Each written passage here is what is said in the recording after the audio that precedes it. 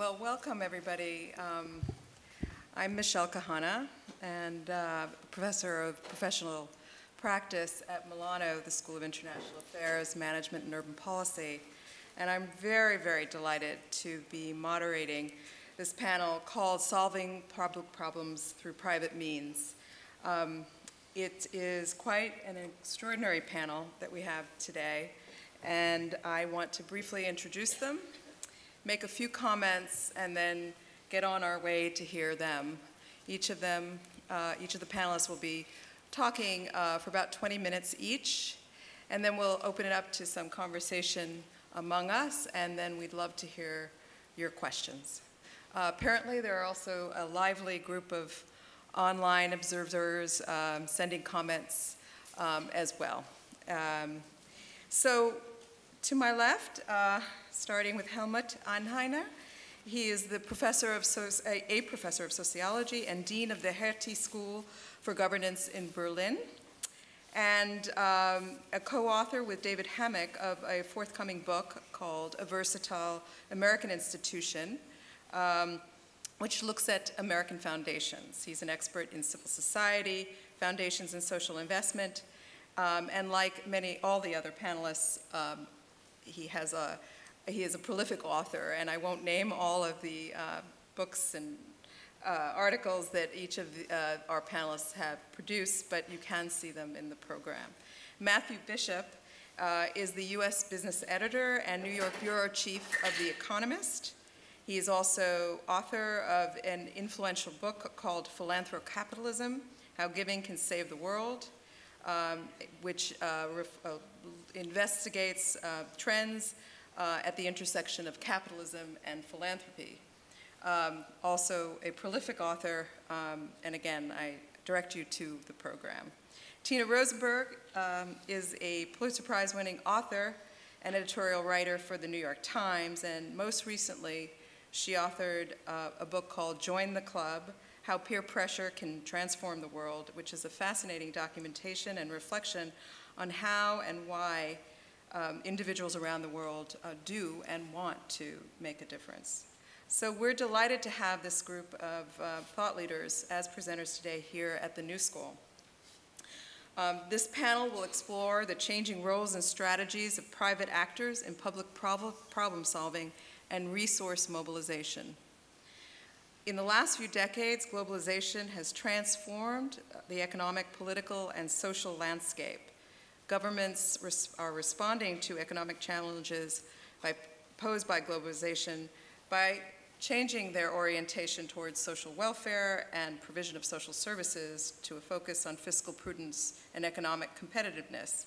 And as the state has retracted, private actors defined broadly as businesses, foundations, NGOs, social entrepreneurs, celebrities, and civic organizations have either by default, pressure, or by their own initiative become a growing force in shaping economies, cultures, values, governance, and civic life.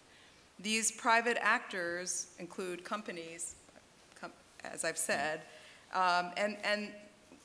which have really had an extraordinarily changed orientation towards public problem solving, I would say, and quite a controversial group of actors, to say the least.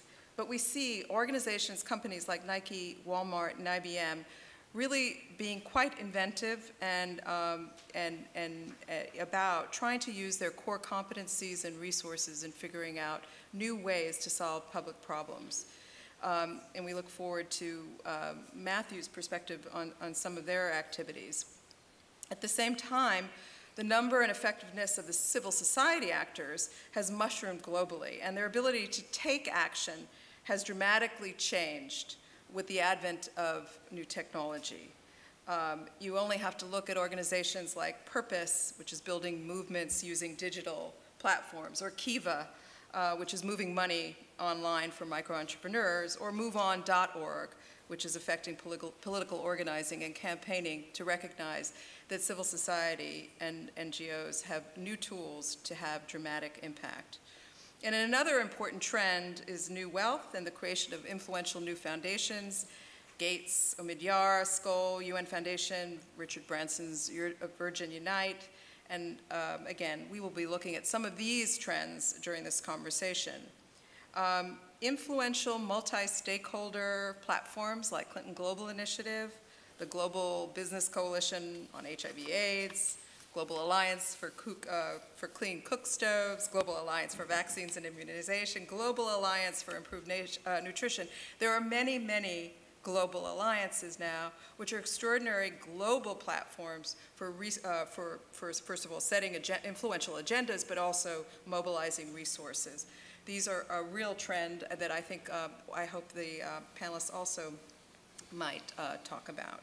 New ideas are also emerging from social entrepreneurs in both the nonprofit and for-profit sectors, creating innovative new solutions and models for addressing diverse challenges. And celebrities are also part of this. We see Scarlett Johansson's work with Oxfam, Susan Sarandon, Bono, Peter Gabriel. All of them have demonstrated powerful efforts on the part of celebrities to make change happen. And finally, the capital markets are also part of this story. They too are experimenting, they meaning financial institutions, investors, in tandem with powerful foundations like Rockefeller Foundation, are creating a new investment class or an investment practice called impact investing, which is mobilizing different kinds of financial resources to solve global challenges. So there's enormous experimentation in all sectors to figure out how to tap private resources and also capacities to solve problems. So this is just a snapshot of the context that we're going to discuss today, and I'm really looking forward to hear from our panelists their perspective on these trends. So again, I'd like to remind all our panelists, we have 20 minutes each, and then we're going to open it up to discussion. And I'd like to start with Helmut. Please. Thank you.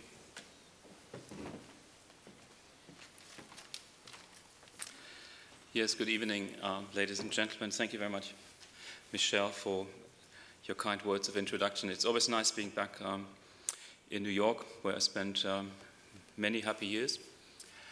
I'm going to talk to you about private foundations. And the word foundation is used in many different ways, in particular if you look at it in a comparative cross-national perspective. So I want to be sure that I'm talking about what we in the US would normally consider a foundation, a private, independent institution that has its own endowment, its own wealth, and it uses the wealth for a charitable purpose. And it does so in two major ways, but there are many variations of that.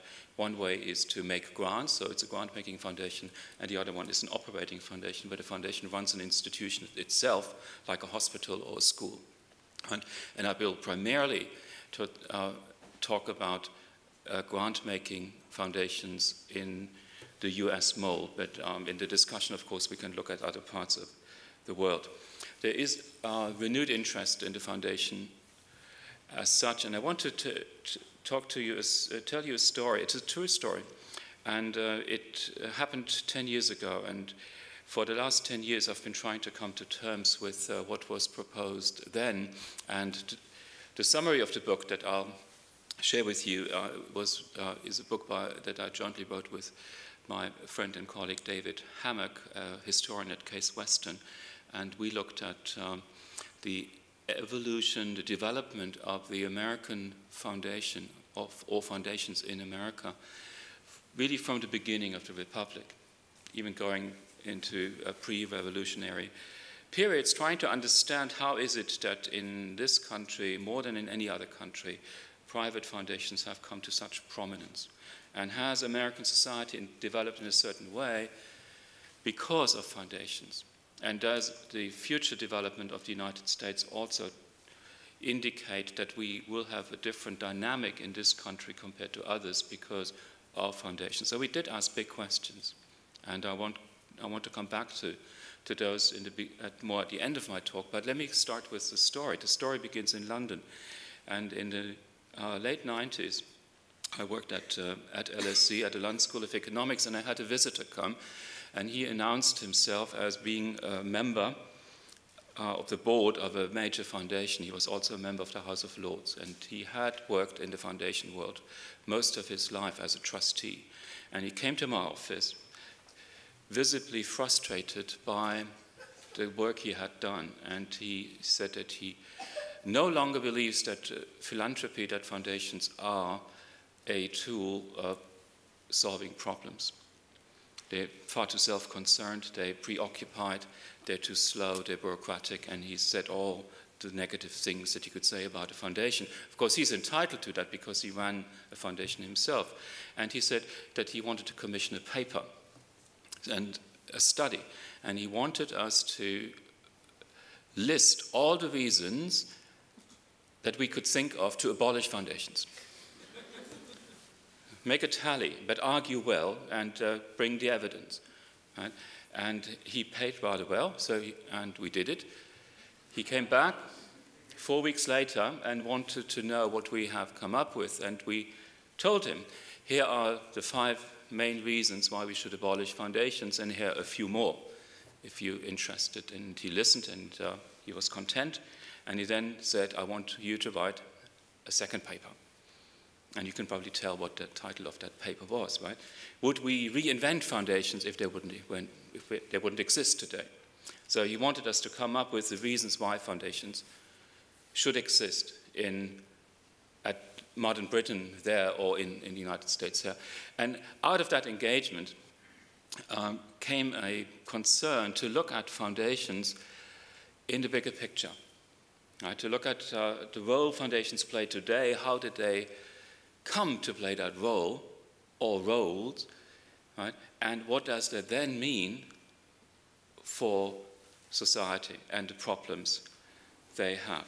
And we found that there are many untested assumptions about what foundations can do, what they should do, particular in relation to social problems. When I mention social problems, I mean poverty, I mean public health issues, I mean in the environment, I mean also deficiencies in the way democracy works, right? Somebody in the previous panel mentioned the high incarceration rate that we have in this country, right? And you can list all the social problems that exist and ask yourself, what role do foundations play to address these problems?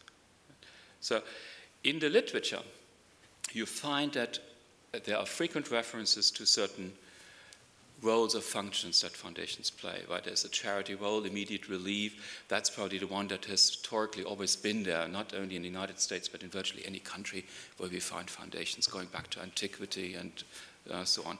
And then the role called philanthropy, right? That was the major innovation in American foundation development in the early part of the 20th century, late 19th century, when Carnegie and others argued that the role of foundations is to attack the root causes.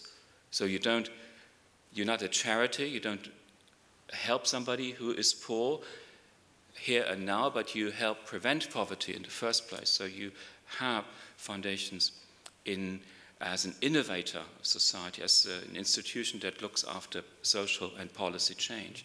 Right? And one reason why many foundations invested in the development of the social sciences, and it behooves to say that at the New School, right? But also many other New York institutions, is that they felt at that time that the social sciences are key to problem solving in modern societies, and that's a role of foundations to support the development of economics and sociology and social work indeed. Right? You could also make an argument for redistribution, that foundations are voluntary redistribution in society, where those who are much better off and can afford it dedicate a certain amount of their wealth to charity. Right? And then others have argued that foundations exist because as an institution they enjoy comparative advantages that other institutions don't have. Right? And here are 4 prominent ones. One is that the foundation can act as an entrepreneur, right? They can build institutions, they can absorb risk. And why can they do that? Because they have this, as the literature very often points to, this dual independence, this double independence. They're independent of market considerations, so they don't have to generate a return for shareholders or their equivalents, and they're independent of the ballot box. They don't have to please any electorate. They can pretty much do as they wish, of course, within the limits of the law. And with that, or the other side of the coin, if you want, is the idea that foundations also have deficiencies or weaknesses, disadvantages attached to them. They're insufficient, they typically have lofty goals, and even while they might have a sizable endowment, very often those endowments are insufficient to really make a difference. They are particular by focusing on some purposes than others. They're not like governments that can address a whole range of population groups. They can be paternalistic, right? And one of the big criticisms that you have in some countries, less here, but definitely in the UK, definitely in the Scandinavian countries, is that foundations have this almost this Victorian attitude that we know what is best for you. And it can be amateurish as well. So in the literature, to sum up, you see roles being hypothesized, you see certain advantages and disadvantages put together.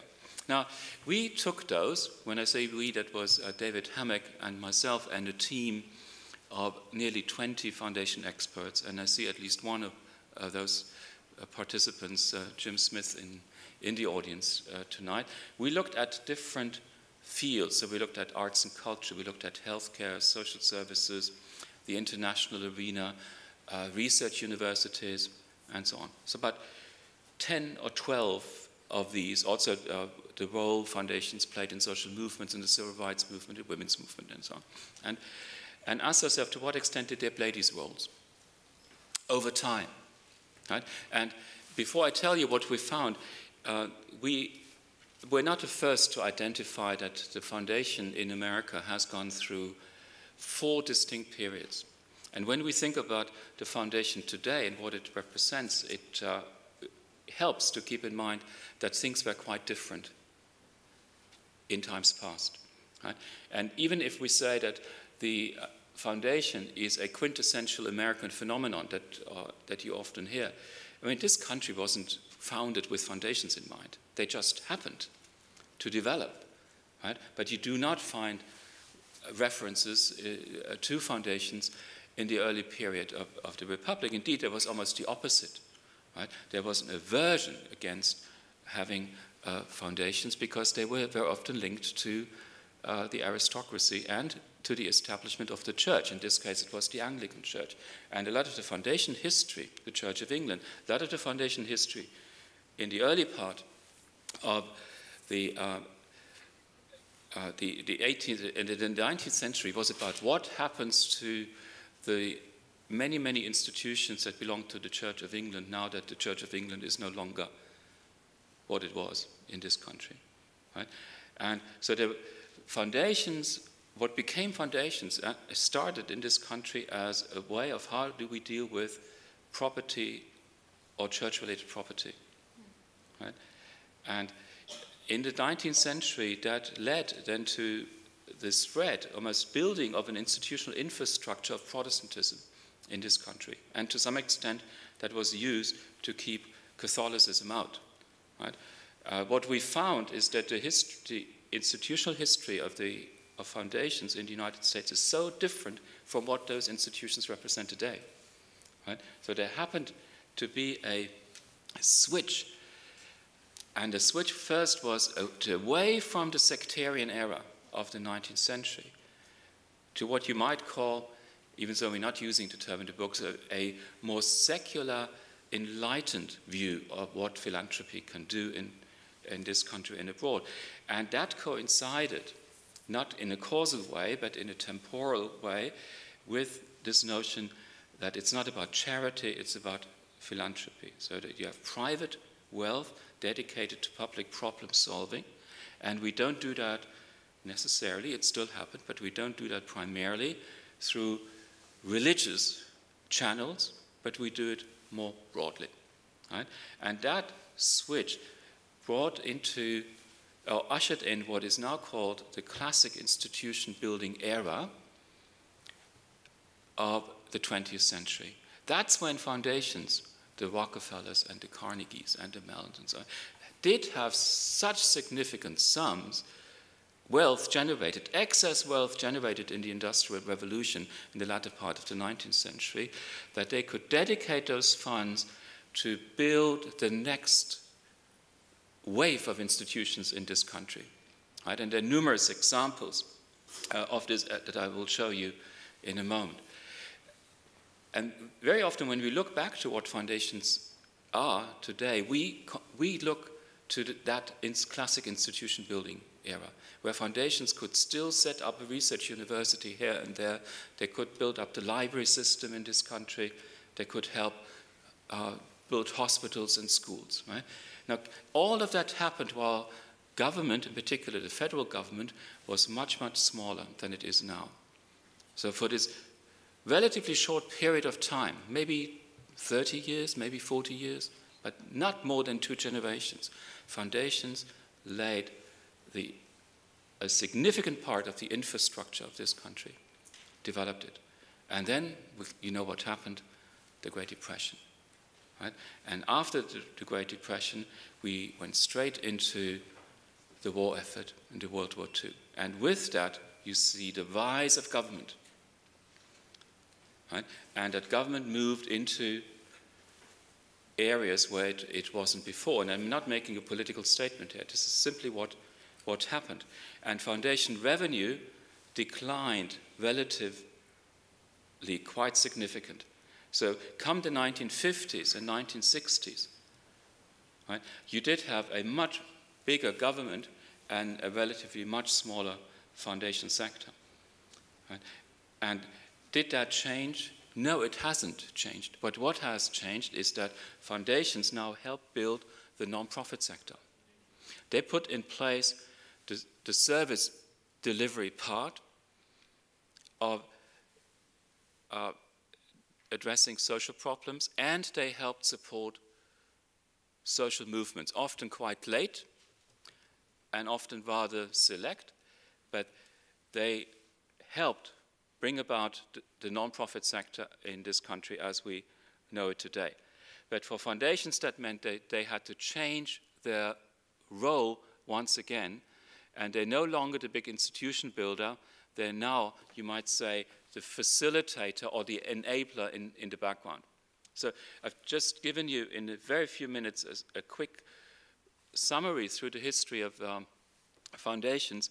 And here are some of the significant achievements that foundations did in this classic institution building era. And that is still seen as the gold standard, even though foundations live in a very, very different environment. Right? There were also many, many setbacks. Right? There was at one time, there were foundations interested in bringing Christianity to Asia, right? Or the Protestant Christianity on campus. Well, that's still going on to some extent. But not all of what foundations did over time succeeded. There were significant failures in private philanthropy. And this is probably the most significant chart that I will show you today, that you see over time how the non-profit sector really took off, right? And is now much, much more significant than all foundations combined, both economically, but I think also in terms of their political influence. So let me just quickly summarize what we found in terms of the roles. Can foundations address public problems through charity? And yes, they can do that, but it will be utterly insufficient. Right? We ran a few calculations, so that if you wanted to run the social service provision in California by foundation money only, you would run out within a year. Right? So foundations do have a lot of money, but it is relatively insignificant compared to what you need to cover current expenditures of service providing agencies. And you would find the same thing looking at education, looking at healthcare. Right? So there can certainly not be a substitute for government. And everybody who ever tells you that foundations should take the role of government does not quite know what the numbers would suggest. Can they still build new institutions? Probably not alone. They could do it probably in very smart coalitions with others. And we see indications of that. Can they change the way fields operate? Could foundations, if they want to change healthcare or education in this country, they would find themselves in a very, very crowded field with other actors with more resources at their disposal, and certainly perhaps actors that have more legitimacy to be operating there. But what we found is that foundations do indeed do quite a bit when it comes to social and policy change. So foundations have, in a way, become or have found a new role in social and policy change. Right? So they were the big institution builder, then they were behind the rise of the non-profit sector, and they moving into becoming policy actors, so supporting think tanks and the like. An interesting finding that we didn't expect, but we found, is what we ended up calling regional build-out. And the United States is a very competitive country, and some of the way in which competition shows itself is by regions trying to outcompete each other. Right? So having spent some 10 years in California, but between the Bay Area and LA. So if San Francisco has a symphony, by all means, LA needs a symphony. And you got one now as a Disney Hall. But that's supported by foundations. So this principle, oh, they have it, we want it too, and we want a bit more of it, right, is a very motivating factor for local philanthropy in particular. Right? Let me perhaps, in the interest of time, you haven't showed me the 5 minutes yet, right? Or you are now, so skip the one on, no, I'm not going to skip the one on social entrepreneurs, because what we found is that they are not actually that very entrepreneurial to begin with.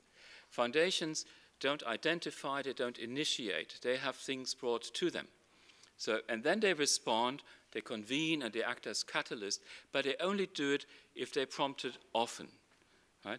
So if they see that there's some pressure building up in society, they will eventually respond. And you could see that we saw that by examining how social movements, including the civil rights movement, had a hard time finding an open ear and finding resonance among foundations. It took some of the foundations a long time before they said, yes, we are supporting the civil rights movement.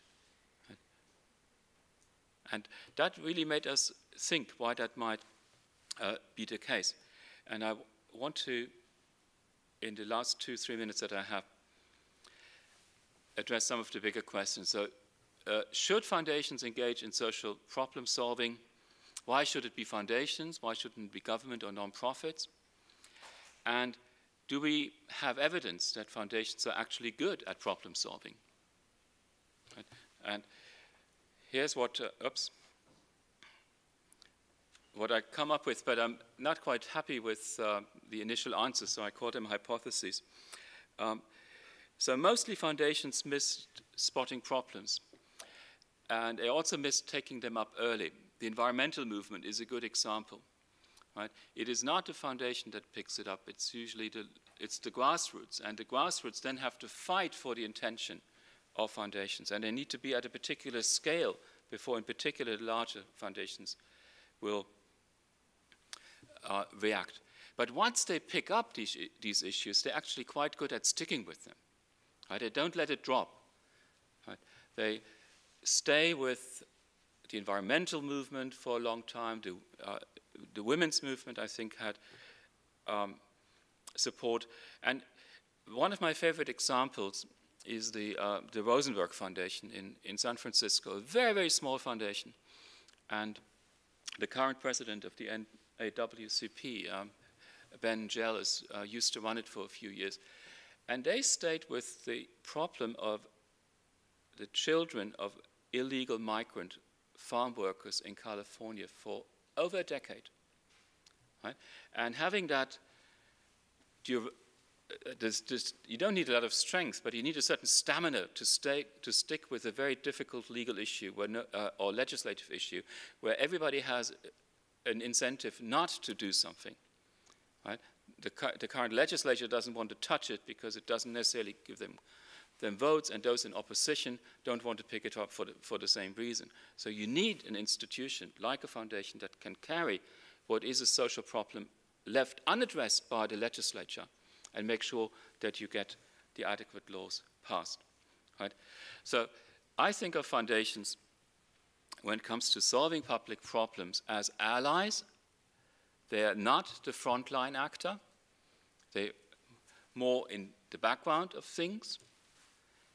I think of them as very important actors linking the grassroots to elite concerns in society, largely because foundations are more or less elite institutions, but if they become aware of something, it means that you have made an entry into the world of politics, right? Sometimes in an informal way, but that's often what it takes. And ultimately, coming back to the question, is the US developing in a different way because of the prominent role of foundations in this society? I would say yes. I would say yes, because the 70 or 80,000 foundations and significant resources, comparatively speaking, what you find in other countries, ultimately mean that the United States has a large number of independent sources of wealth that are dedicated to a public purpose, right? And that increases the problem-solving capacity of society, because you have many institutions, foundations, right, searching for solutions, and they may go into different directions, but you do have a flexibility built into it that you do not rely on government to find solutions, and you do not rely on the non-profits to find a solution or on business to find a solution, right? You have a tendency to avoid either monopolistic or oligopolistic structures in addressing public problems. And I think that, for me, having summarized it with David Hammack as a self-actualizing society next to a self-organizing society, that is the true story of the American Foundation. Let me leave it here, and I was also asked to say something comparatively, but I would more than happy to do that in the Q&A. Thank you so much.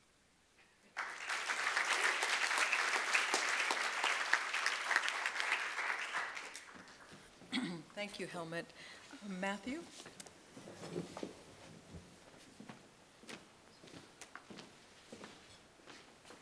Good afternoon. So I agree with many of the things that we've just heard in terms of the sort of backdrop. So I just want to give you a flavour of, I guess, where I come at it slightly differently. And I think that's a number of ways that, as I will explain, make me feel that it's a much more dynamic force in society than maybe we've heard from Helmut. One of the strangest interviews I've ever done as a journalist was with Ted Turner, the billionaire founder of CNN and the Goodwill Games and all sorts of things like that. And I went to interview him about the $1 billion gift that he made to the United Nations in 1997. He apparently made this gift because he was going to receive a reward from the United Nations and hadn't got anything sufficiently interesting to say in the speech that would get him on the papers, front page of the papers the next day. And so he made this big $1 billion promise, which he sort of kept. Anyway, I interviewed him for my book, Philanthropy, and he's a very eccentric man, and he had a room in the Waldorf. There were about 6 PR people with him and his girlfriend, one of his girlfriends at the time, and I was sat on a the chaise longue between him and the girlfriend. And I asked him, you know, you've given $1 billion to the UN. How are you going to evaluate whether this is having an impact at all? Is it making a difference? And he just looks at me and looks at me and looks at me. And I'm thinking, what's he going to say? And he eventually says, do you know, if you wore a hairpiece, you'd look 10 years younger. And the girlfriend almost fell off the edge of the chaise longue. Anyway, he kind of ummed and ahed, and he wasn't really very sure what he was going to say to it. I think he said, well, I'd like to hope it made a difference. But he's a sort of, I tell this story because I think he, in a way, started what I call this philanthrocapitalism movement, the modern movement, through that speech and that gift on that day. And it was a very interesting moment because he basically, besides the need to be on the front page of the papers, he was very angry that America was not paying its dues to the United Nations because of various Republican issues going on at the time. And so he said, I can afford to pay what America owes the United Nations, so I'm going to write a check to the United Nations, and that will restore the reputation of America in the world and make us fulfill our public duties again. And it turned out that, in fact, it was illegal for the United Nations to accept money from Ted Turner. It was only allowed to accept money from other governments.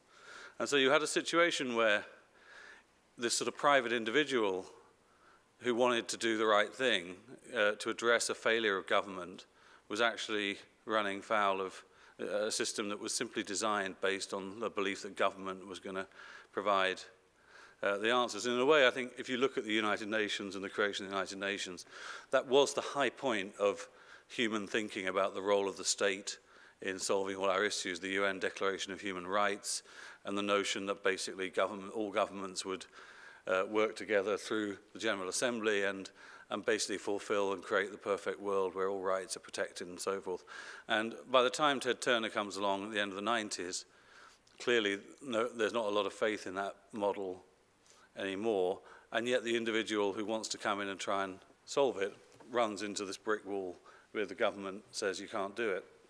And in the end, I mean, happily, the UN was smart enough to realize it didn't want to let $1 billion go begging, and so they created an office for partnerships, and Ted Turner created the UN Foundation.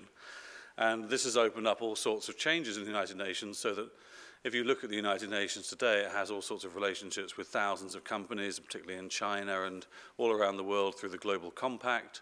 It has this Office for Partnerships that has relationships with all sorts of philanthropists and big businesses.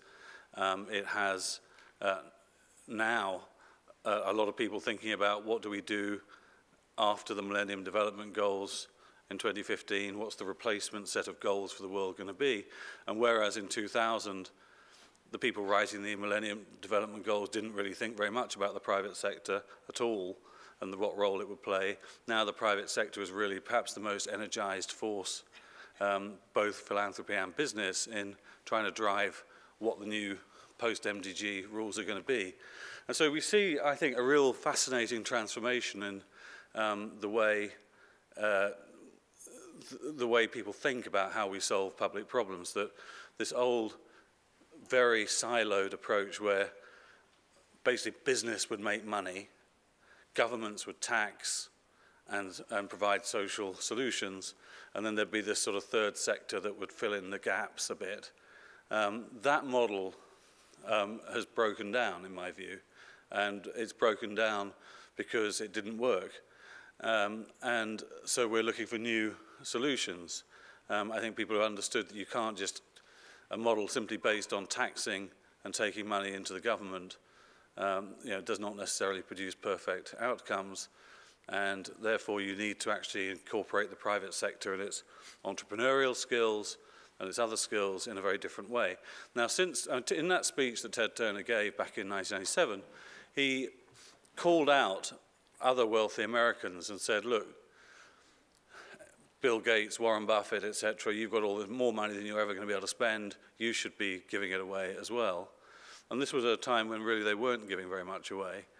And what we've seen happen in America over the last 15 years is a very significant change from a few individuals, high-profile individuals, making very high-profile gifts to this becoming almost what is expected of a wealthy person in America now, that as you acquire great wealth, you are expected to create a foundation to start getting involved in trying to solve big social problems.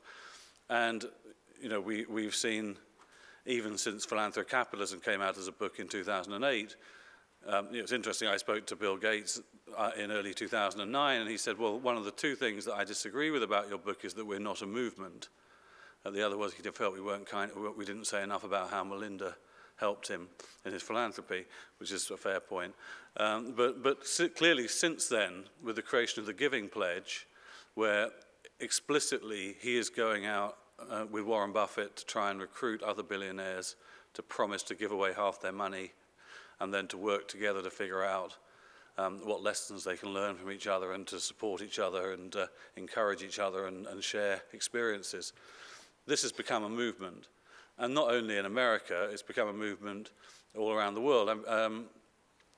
You know, I think, and one last point about America, I mean, people like Mark Zuckerberg in their mid-20s are now giving away hundreds of millions of dollars, which is really quite unprecedented, even in the history of the foundations that have been around for a long, long time. But around the world, this year I've been invited to speak at conferences in Beijing, where the conversation with a lot of the new rich in China has been about how do we get involved in solving social problems in a context where the government is still very powerful but also very aware of its limitations and trying to figure out how they can work together. I've been to both Denmark and Sweden, which I guess when I was growing up were the absolute incarnation of the view that the state would deal with every single social problem and the private sector would play no role, where they are now looking at how do we encourage a culture of philanthropy in Sweden and Denmark, and likewise you'll see the same all over Latin America, and Africa is now starting to produce its own homegrown philanthropists. One of my favorite philanthropists who I saw earlier this week in London is a guy called Mo Ibrahim, who founded Celtec, which is a mobile phone company that has had huge sales across Africa. And he, in doing business, became very aware that maybe the biggest obstacle to development in Africa and the development of the private sector was the amount of corruption that was routinely involved in life. And so he created a prize for the best retired African leaders who'd been able to promote good government, good uncorrupt government. And so for the last 6 years, this prize has been discussed, and the prize is $3.5 million in cash plus an annual pension of several $100,000.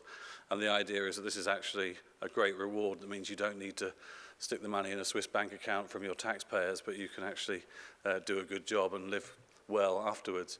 But only 3 of the 6 years have they actually been able to award a prize because they haven't found candidates of sufficient quality. But that's dramatically changing the debate, combined with research at Harvard on what the quality of government is in those countries, about how government should be done. And so this is a global movement that's going on. Now, to Helmut's point, you know, this is a radically different situation to what if we went back 100 years to Carnegie and Rockefeller when they were starting their foundations.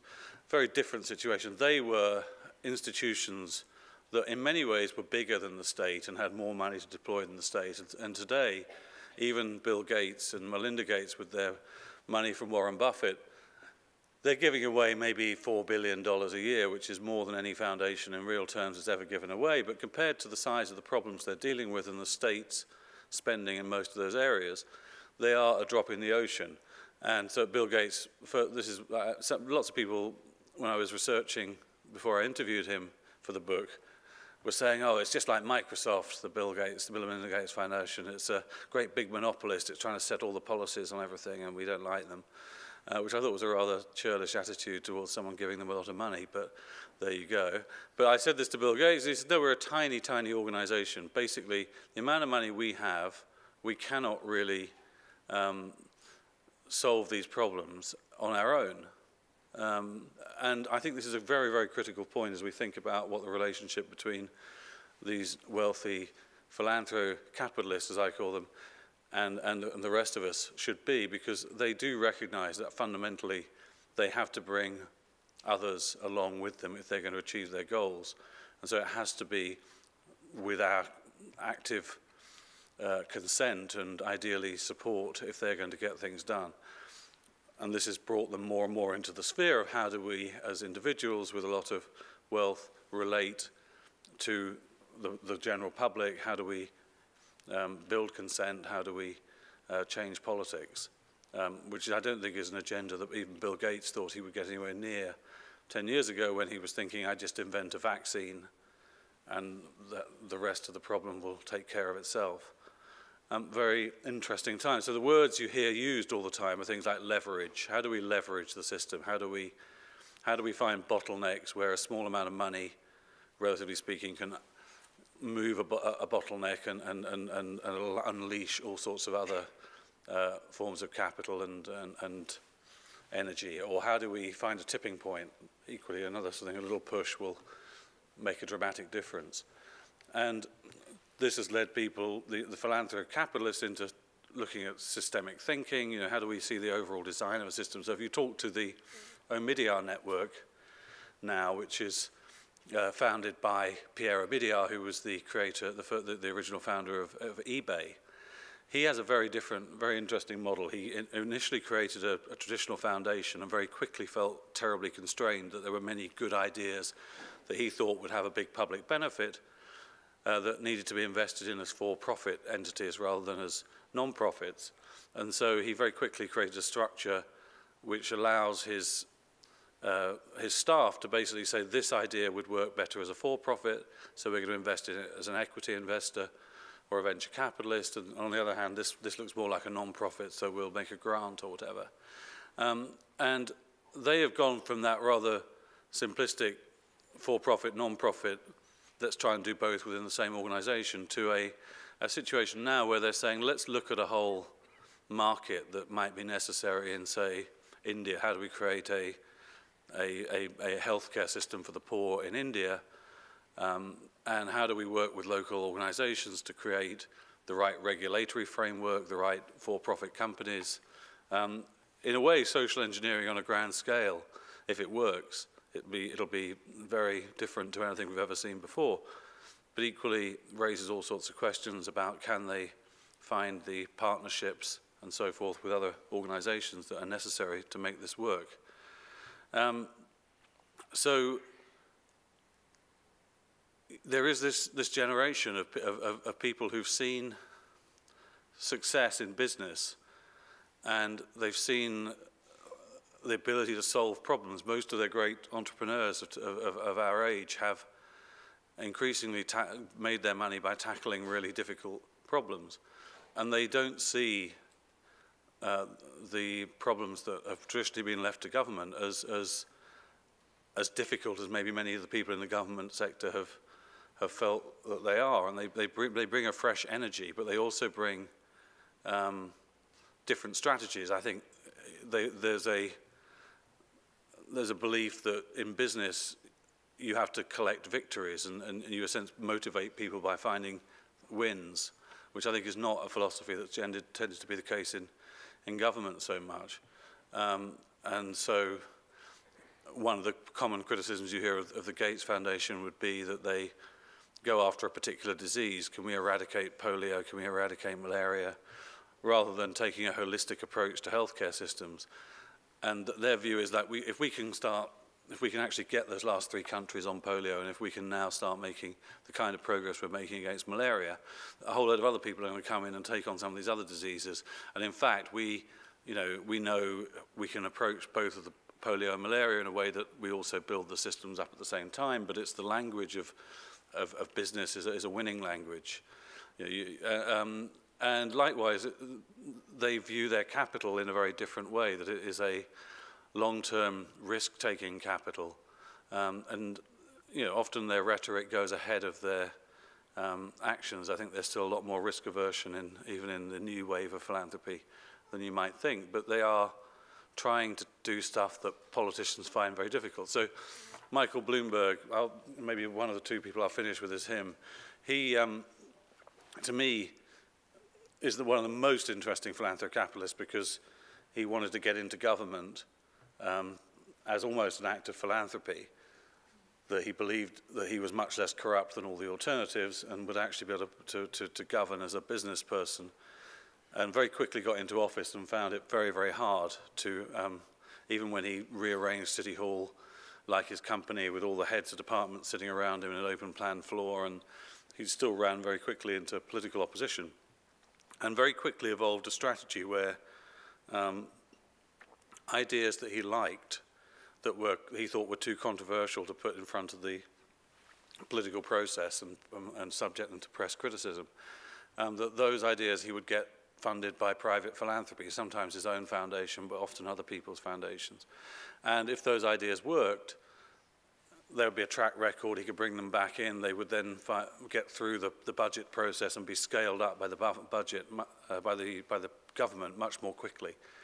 And so not only is he now doing that in New York, where it's happened with some of his financial empowerment activities, with the training of school principals, where that was initially funded by Eli Broad, $150,000 a head to train new principals for schools. He thought, well, there's no way the press will allow me to spend public money on that level to train head teachers. Turns out the head teachers get much better results if they've been trained to manage properly. And now that's part of the budget in New York. He's now funding other mayors around America to create offices of partnership with philanthropy. He's creating prizes that allow mayors to compete with their best social innovations. So I wonder, when he steps down as mayor of New York, whether we will see him more and more using his financial resources as a foundation to try and change and improve government all across America, and maybe around the world, because he's also taking over the leadership of this organization of very large global cities, which are trying to work together to maybe joint purchase cleaner energy, cleaner light bulbs and all that sort of thing. So there becomes this sort of strategy, much more strategic thinking than you ever get in the political process. And that brings me back, I think, to Ted Turner, where what he was finding was frustration with the political process as it stands, and seeing entrepreneurial approaches that maybe get around some of the inherent problems, particularly in a democracy where people in office are terribly afraid of doing anything that will get them a bad press, and turn the media on them, and so they become very, very short-term. The last point I wanted to make was about business. The other part of the silo, going back 10 or 15 years ago, was that business was just about short-term profit maximization. And now some of the leading companies of the world, and I particularly like Unilever, the consumer goods, British, Dutch consumer goods company, whose Chief Executive Paul Polman has basically said the goal of the company is to double its revenues over the next 10 years, but also to halve its environmental footprint in the same period, and to basically help 1 billion people change how they behave so that they are being more hygienic and therefore healthier. Extraordinary goals for a company to set, and the sort of thing that they would not have been able to do 10 or 15 years ago. And finally, the capital markets too, with this notion of impact investing that was mentioned earlier. I think we are going to see over the next few years a very, very concerted attempt to try and change our investment institutions so that they also are much more focused on how do we invest our capital in a way that we actually produce the kind of world that the public would like to retire into when they put their money into those institutions for retirement savings and so forth. Much more responsible approach. And it's going to be I think, a very exciting time, but a time where we're all going to have to engage and debate and hold people to account, and we want a lot more transparency than there is at the moment, and so forth. But I think the bottom line is that the old silos are gone. They're breaking down. A new sort of relationship is going to be needed. that's much more flexible, much more ad hoc.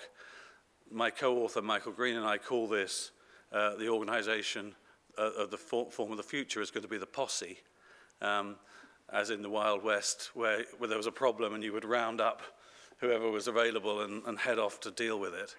That it's going to be that kind of ad hoc arrangement. Coalitions of the positive is another term I've heard used. And it's not, and old terms like civil society, which used to be no company or government was part of civil society. Actually, civil society is now going to embrace aspects of business and government. You know, profit's going to be part of solving the world as well as solving the world's problems as well as giving. All sorts of things are going to be going on that are going to require us to reorientate how we think about the world. But I think this is a very exciting time, and look forward to discussing it more with my fellow panelists and with you afterwards. Thank you very much.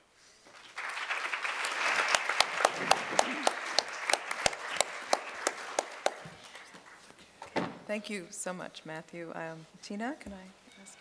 Can I stay here? Sure.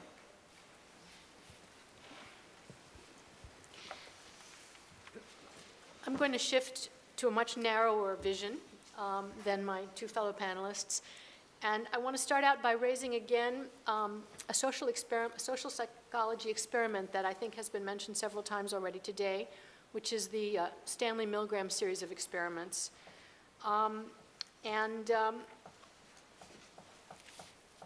Let me just recap in a sentence or two what those were. Stanley Milgram was a professor at Yale, and he recruited 40 people to do an experiment that he told them was to test the effects of punishment on learning. And he would put them in a room, and they were assigned to administer electric shocks in escalating doses to a subject in the next room if the subject gave the wrong answer to a question. Now, in reality, of course, the subject was a Confederate. There were no real shocks. It was just a tape being played of someone in pain. And what was really being tested were the limits of obedience to authority. And the first of these experiments were conducted in 1961, which was shortly after the trial started of Adolf Eichmann in Jerusalem. And Milgram showed that he could unleash the little war criminal that most of us carry inside of us. 26 of the 40 participants administered shocks up to the maximum 450-volt level. And not a single participant demanded that the experiment be stopped. Most of us know this about the Milgram experiments.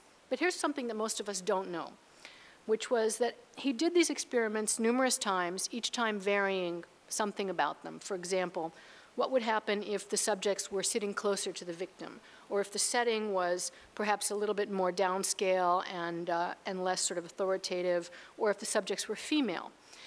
The greatest defiance to authority, however, was produced by variation 17.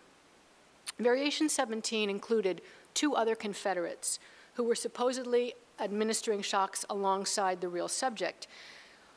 When the Confederates pretended to have enough and refused to administer more shocks, this greatly changed the behavior of the person being studied. Only 4 of the 40 participants in these cases continued to administer shocks up to the maximum level. So Milgram found that of all the different variations he tried, the most effective way to encourage defiance to an immoral order was to create a peer group that provided a social norm of human kindness. When I say the words peer pressure, we're accustomed, I think, to thinking of this in a negative way. If you're a parent, then you definitely are accustomed to thinking of it in a negative way. Peer pressure is what we are constantly warning our children that they need to resist. But I want to argue, and in my book, Join the Club, I argue that peer pressure can also be an extremely powerful force for good and for altruistic behavior. A group of people can be a mob, but it can also be a community. So to go back to another famous classic of social psychology, Abraham Maslow's hierarchy of needs. Maslow famously postulated that you had a pyramid, and you first had to satisfy the most basic needs of food, health, shelter, safety, physical security. Once those were satisfied, then you could move up the pyramid to more complex needs, for example, self-esteem and respect. I want to tell a story that I think is an effective counter-argument to what Maslow said, and it takes place in the Indian district of Jamkhed, which is in Maharashtra state, about an 8-hour drive to the east of Mumbai. And it's a place that's the headquarters of a rural health program called the Comprehensive Rural Health Project at Jamkhed. And it was started in 1970 by Raj and Maybelle Aroli, who were husband and wife, team Indian doctors. And they deliberately went back to Raj's hometown, and because they were searching for the most difficult place to work to try and improve village health. And what they decided to do was to try and do something in this place that was drought-stricken, extremely poor, had no transportation, to try and improve village health. Now, what they first decided to do was to try and recruit doctors to come to these villages and live there, and this failed completely. They could not get any doctors to come to rural villages. Then they tried nurses. This also failed.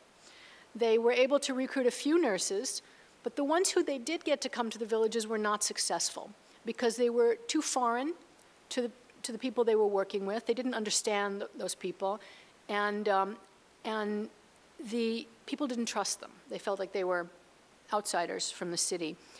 Well, one day, Raj Aroli was visiting a town and complaining to the mayor that the auxiliary nurse in a nearby town wasn't working out very well.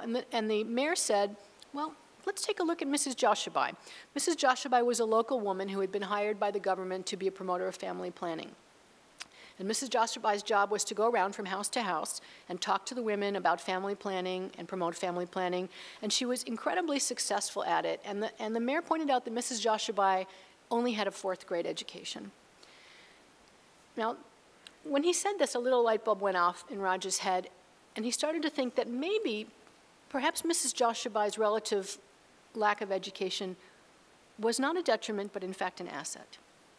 That because she was part of the village, uneducated like almost all of her peers, she understood village women, she understood what they needed and how they thought. And that, in fact, helped her to be a more effective health promoter. So he and Maybelle then decided to go completely in the other direction of doctors. Instead of doctors, they decided they would recruit the most downtrodden women in their villages to try and serve as village health promoters. And they chose women who were largely members of the untouchable or Dalit caste, illiterate, completely illiterate, poverty-stricken. All of them had been married as children. In fact, I met one woman who'd been married at the age of 2.5. And they decided to train them to be their village doctors. Some of these women even had leprosy, which made them complete outcasts. Now, Maybelle Aroli reasoned that all these women had learned to do the things they needed to do in their daily life, like raise children, raise animals, cook, raise gardens, by watching and listening and doing, and that they could learn to take care of basic village health problems in the same way. They could prescribe medicines, diagnose diseases, identify things the same way. And Raj Aroli was confident that this could be successful because the vast majority of rural problems did not require the services of doctors. Rural problems are simple, Raj said. He said most health problems prominent in rural areas are related to nutrition and the environment, sanitation, for example. Good health is diet, water supply, environment, and attitudes. Infant mortality is 3 things: chronic starvation, diarrhea, and respiratory infections. For all 3 conditions, we don't need experts. An array of women like village health workers is enough if they're properly trained and supported. And in fact, they were right. It was very easy to teach these women the skills they needed. What was very, very difficult, however, was to give them the confidence that they needed. Now, these were women who had been accustomed to sitting with their saris over their face, looking down all of their lives. If they were members of the untouchable caste and they were accustomed to walking with a little broom to erase their footprints behind them as they walked, lest someone else step in those footprints and be contaminated. And then all of a sudden they were told, now we're going to train you to become authority figures in your village. So the women learned a lot of skills from the Jamkhed staff, but what made it work was that they learned more from their peers. Once the program started, new village health workers went in groups of 3 or 4 to villages where health workers were already working, and they would spend a week or 2 with this woman, and they would watch her work. They would watch their mentor as she greeted her neighbors with confidence, that she would go down to the well to talk to young women out of earshot of their mothers-in-law, that she could work with the all-men farmers clubs, et cetera, et cetera. When the women saw that this health worker would keep her sandals on in the village, even though untouchables were not supposed to do that, this was as important a lesson for them as if they had watched her to weigh a baby. So these women could see their own future when they went to see their peer. And once they became village health workers, they kept this fellowship going. Every week at Jamkhed, the women meet, and they still do. This program is still going on 40 years later. They meet every Tuesday night, and they have a training session in some health problem, often taught by one of the village health workers. And they all sleep overnight in one big room where they sleep under a blanket that everyone has sewed, one big blanket. So starting out, none of these women could imagine that their neighbors would ever pay any attention to them. And in fact, there was no magic in it. In many villages, it took a long time. But the answer turned out to be when a high caste woman in the village had a sick child and was unable to cure that child through more traditional means, traditional medicine, and out of desperation would finally go, in last resort, to the village health worker, and the village health worker would manage to be able to diagnose and cure the pneumonia or bring down the child's fever. That started to give the woman credibility. And gradually, these women did become authority figures in their villages. This changed them significantly. They were no longer downtrodden and insignificant. They had become authority figures. They had status in their village. They were benefactors. In many ways, they stayed where they were. Most of these women never left the Jamkhed district in their lives, but they, in essence, were living in a different universe. They had gone from a life spent looking at the ground to a life that was so big that its main fulfillment was to be a benefactor to others and to reap the respect of their peers and their neighbors in doing this. So these were women who still live in twig houses. They were not paid for their work. They are incredibly poor. They do not have the basic rung on Maslow's hierarchy of needs, and yet these were women who structured their lives around the need to feel that they were being useful to their neighbors and that they had the esteem of their neighbors. So the point of this story is that the desire to belong to a group and to have the respect of our peers can bring us to do extraordinary things, and especially extraordinary things in altruistic behavior. When we belong to a group and we have standing in that group and respect, we start to look at ourselves in a new way, and we become very different people. In my book, I have many examples of this, not just in the health field, but in many different fields, including a group of people in South London who are fundamentalist Salafi Muslims and who are acting as a de-radicalization force to work with Muslims who are just coming out of prison for crimes of violent extremism. The most interesting use, however, of this tool is as a political organizing tool. And this, I think, is the most relevant use for those of us who are interested in trying to persuade large groups of people to focus on helping others. The example comes from Belgrade, Serbia. In October 1998, a group of 11 students at Belgrade University decided that they were going to overthrow Slobodan Milošević. At the time, this looked like insanity because Milošević had already killed, I think, more people in Europe than anyone since Stalin, and he had survived a considerable amount from NATO. They called themselves Otpor, these kids, which means resistance in Serbian, and what they decided to do was organize a movement that had nothing in common with any more traditional political movement in Serbia. Otpor did not see its job as giving people information about what a lousy government they lived under. They figured, you're Serb, you already know this. What they saw their job was motivating people to do something about it. Now, this was very, very difficult.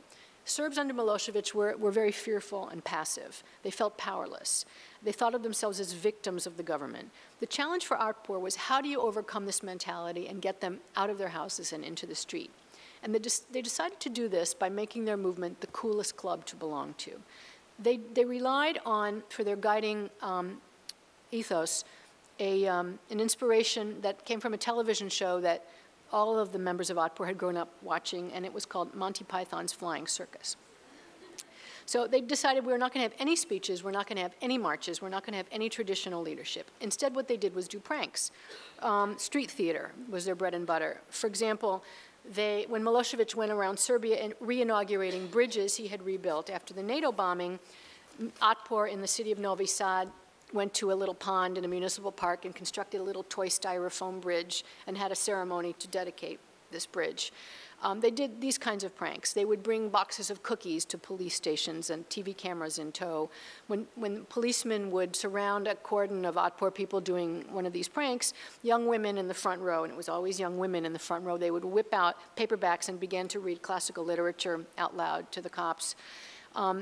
They would stage all sorts of political events, and their method of growing was you start with one of these events, people who came to it, and they would always attract a crowd. You'd ask them to sign up, and you'd invite them to be trained, and then they would go out and stage more events. So this was called the recruit, train, act triangle. This was also very dangerous for a lot of people. Otpor members were constantly being arrested, but this was actually one of its great attractions. I met a young man in Novi Sad who was in a competition with another member of Otpor to see who could be arrested the most times. And he had been arrested 17 times when I met him. And to be arrested, you were in a police station and you were being held in rather unpleasant circumstances. But while you were inside, your friends would be gathering outside along with opposition journalists and lawyers and a crowd of people, and they would stay there until you got out. They would be playing volleyball and singing and having picnics and playing the guitar. And then you'd come out and you would be greeted by these photographers, and you'd give a little press conference, and then you'd go off and have beer with your friends and recount your experiences. When you went back to school the next day, you were a rock star, and everyone wanted your phone number. And this was extremely attractive. Now, I want to quote something from Vesna Dozet, who was Otpor's Belgrade office manager. She said, "You're a kid in the countryside. Your parents are unhappy. They have no work and no money, and they're getting drunk. Then you join Otpor. You are still some kid from nowhere, but now they've given you a cell phone. It's your job to go to the bus station and give a code to the driver to pick up a package of posters from Belgrade. Then you spirit it away and give it to your friends. And they put up posters during the night. Young people become partisans." That's a capital P, partisans. "You were never a part of anything, and you feel all of a sudden that you're part of something." Life under Milosevic, like under most dictators, was above all very boring, and Otpor allowed people to become their own James Bond. So using these pranks, street actions, these really cool black t-shirts with the clenched fist on it, great music, Otpor grew. In October of 1998, they started out with 11 members. In September of 2000, 2 years later, they had at least 70,000, probably more, because they actually couldn't count people. People were coming in so fast that they couldn't register them. And they provided the ground troops of the revolution against Milosevic, and Milosevic fell. So what was it that Otpor created? It wasn't democracy. Democracy was an indirect product. What Otpor created was protagonists. It created people who came out of their houses and left behind their status as passive victims and turned them into daring heroes. Their goal in organizing people this way was to topple a dictator. But their goal could have been many other things. For example, fighting climate change or saving Darfur, or a philanthropic goal such as organizing people to carry out health campaigns or protect minority rights. I don't have to tell this room about the value of having a group of organized, empowered people. And to my mind, Otpor was able to do what no other political force in Serbia had ever done by using the power of positive peer pressure. The members of Otpor then formed a group called Canvas, which is the Center for Applied Nonviolent Actions and Strategies, and they now travel the world teaching their strategies to various democracy movements. The first one they consulted with was the Georgian group of students called Kamara, who were doing the Rose Revolution, successful, using tactics that were a copy of Otpor's. Then they moved into Ukraine and worked with the people doing the Orange Revolution there, successful, complete copy of Otpor's tactics. And they started branching out around the world, and their most recent visible success was in Tahrir Square. What we saw on TV from Egypt in the demonstrations at the beginning of the Arab Spring were tactics that were taught them by Otpor. And they've now consulted with democracy movements in about 50 countries. So with varying degrees of success, depending in part upon whether the people they train are people who have actual decision-making power within their political movements or not.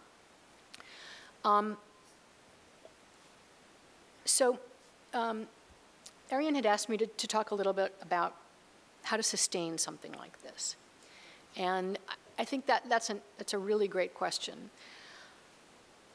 So how many people here, after Hurricane Sandy, did something to help, either giving money or going out and volunteering somewhere, helping to clean up? Quite a large percentage of people. How many of you are still doing that? Smaller group. How many of you think that it will turn into some sort of sustained activism on your part? Much fewer. What would it take to turn something like that into sustained activism? I think one thing that could make it happen, perhaps the only thing that could make it happen, is having a group that you could go to, of people who think of themselves now as organized for this cause or perhaps a similar cause, and it becomes a self-sustaining movement. Now, these movements don't sustain themselves. Almost everything of this kind requires inflows of money, usually inflows of political support, but any kind of sustained change is going to require that. The benefit of having the group is that it really acts as an accelerator and as a way to attract perhaps the hardest part of all of this, which is the people. I mean, one example is Alcoholics Anonymous, which is perhaps the most classic example of positive peer pressure I can think of. People stay in AA all their lives, some people do anyway, and they feel that it keeps helping them all their lives. And when there's a lot of research that shows that being a mentor in AA is much more helpful to you than to the person that you are mentoring. When you're a sponsor, you get more out of it than the person you're sponsoring. And that has been repeated in many other organizations that work like this. For example, people who mentor people who are out of prison for a little while, when they mentor people who recently come out of prison, more of the benefits go to the mentor than to the protege.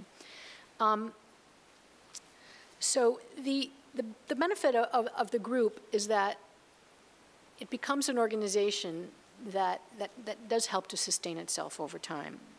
It's not a complete solution, but I think it is a very large part of the solution. So I'll stop there and welcome the discussion that comes. Thank you so much. Helmut gave the history of American philanthropy and how it's evolved. Matthew's comments about the role of new market players and their contribution of new innovative practices and strategies, and Tina's extraordinary stories about how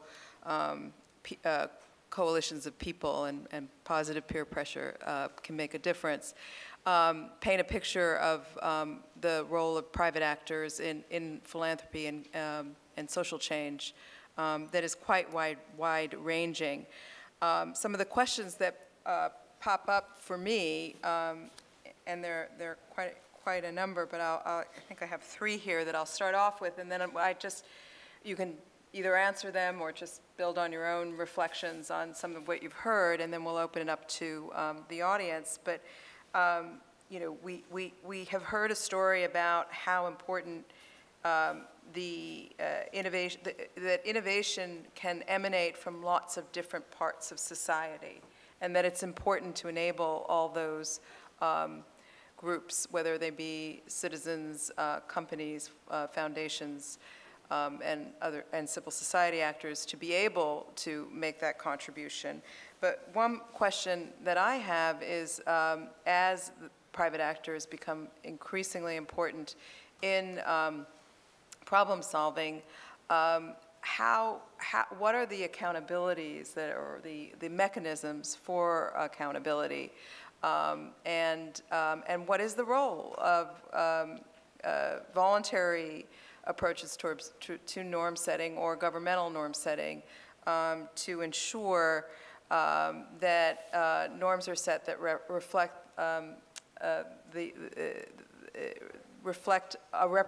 represent society and not just certain types of institutions. So this question of accountability, I think, is unresolved. Secondly, I'm struck by the importance of grassroots in the comments that Tina and also Helmut made. Helmut stated that grassroots organizations actually are where risk-taking is most, and solutions are often extraordinarily important and emanate from, but they often are waiting for foundations to follow.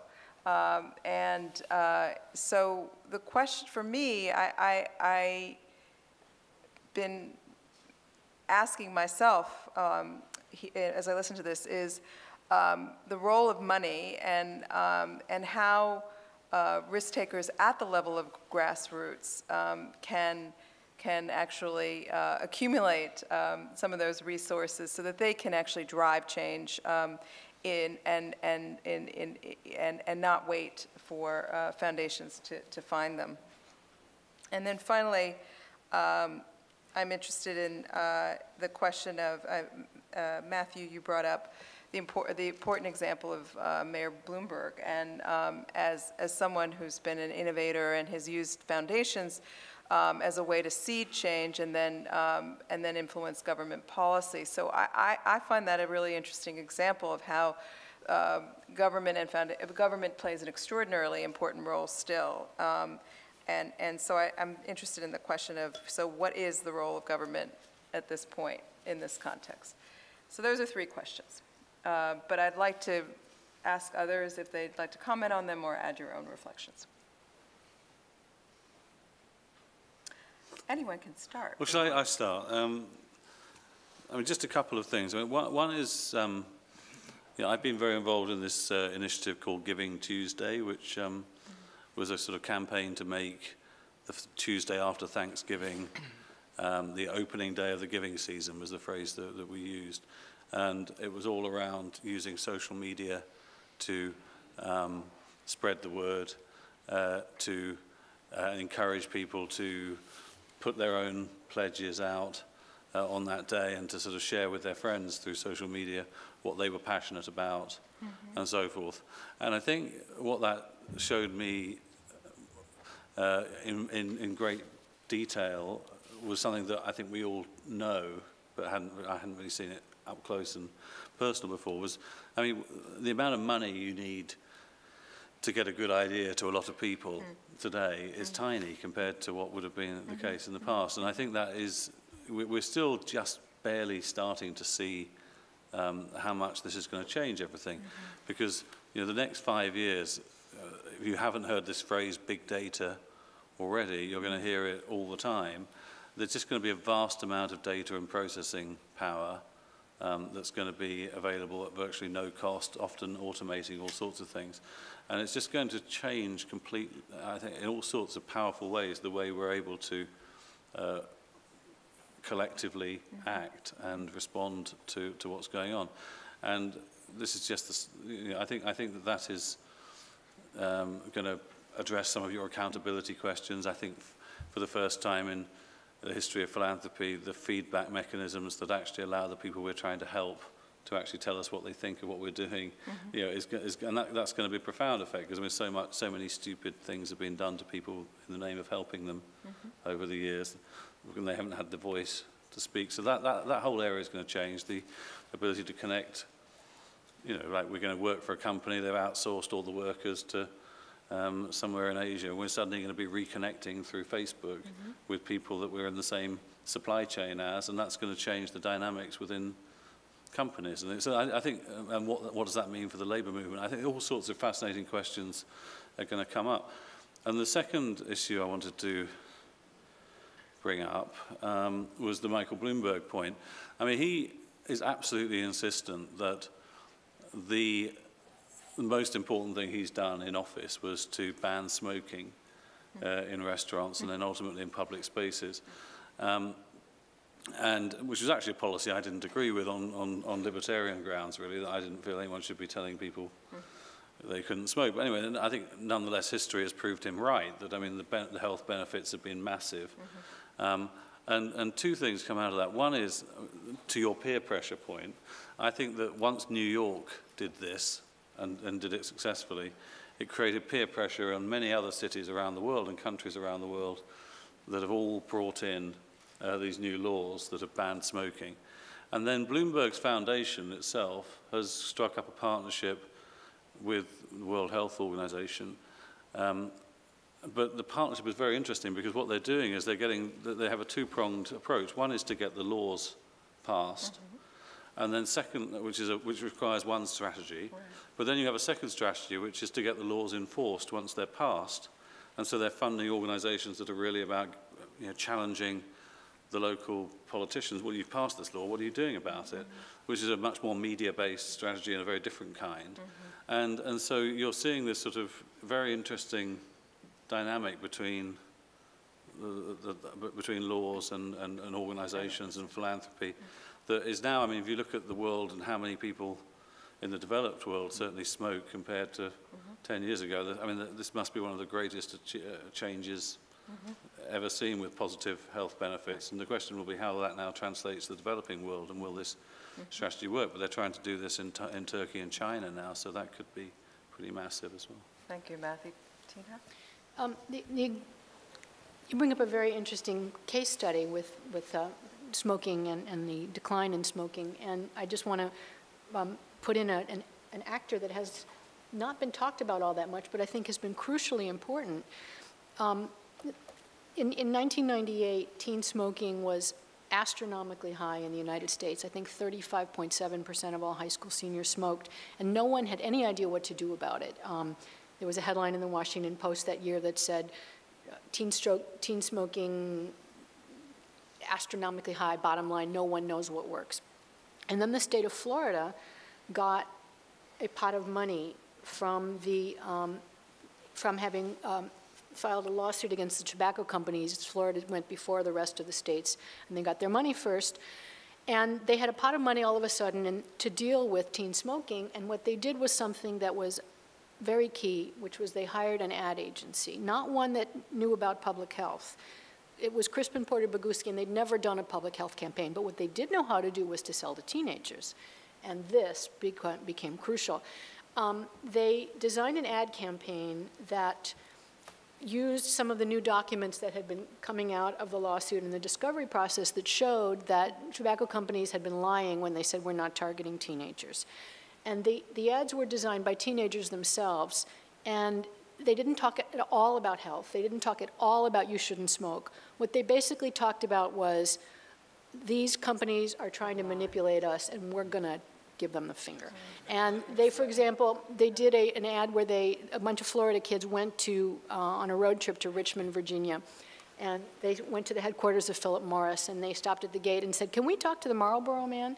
And the guard, who was clueless, said, "Oh, I'm sorry, but he's dead." And in fact, the model who played the Marlboro man on TV had just died. Anybody know what he died of? On cancer. And they put it all on TV, and they showed it. And their ads were all like this. And they were brilliant because for kids, a cigarette is not a delivery system for nicotine. It's a delivery system for rebellion. It's a way of rebelling. It's a way of being cool with your peers by saying, I'm anti-authority, which is why the health messages never work. And this ad agency saw that and said, let's find a way to capture this form of rebellion, only to turn it to healthier purposes. It was the first thing that had ever worked in reducing teen smoking. Over the next 2 years, Florida saw a 17% decline in teen smoking. The strategy went nationwide, was copied. I mean, they hired, actually, Crispin Porter Bogusky. They hired the Florida people. They just took the whole strategy nationwide. And from 1997 to 2007, teen smoking was cut in half in the United States. And it's been phenomenally successful, and it's based on the use of corporate advertising and basically these techniques of corporate manipulation, and what is it that teens want? How can we sell to them? And this produced this incredible change in behavior. That's an incredible story. Do you want to add something, Helmut, to this? I wanted to say something about accountability. It's one of those really almost devious words that come up over and over again. And I want to tell you two very striking stories to see that that accountability is very often used for political purposes. And you have to be very, very careful whenever it's mentioned. You may have followed politics in France in the run-up to the elections early in the year, when there was the big debate, should the tax rate for the rich in France be increased to, I think it was 60 or nearly 70%. Right? Or should alternatively be something done along the giving pledge that you have voluntarily people coming forward and donate some of their wealth, because there are a lot of rich people in France.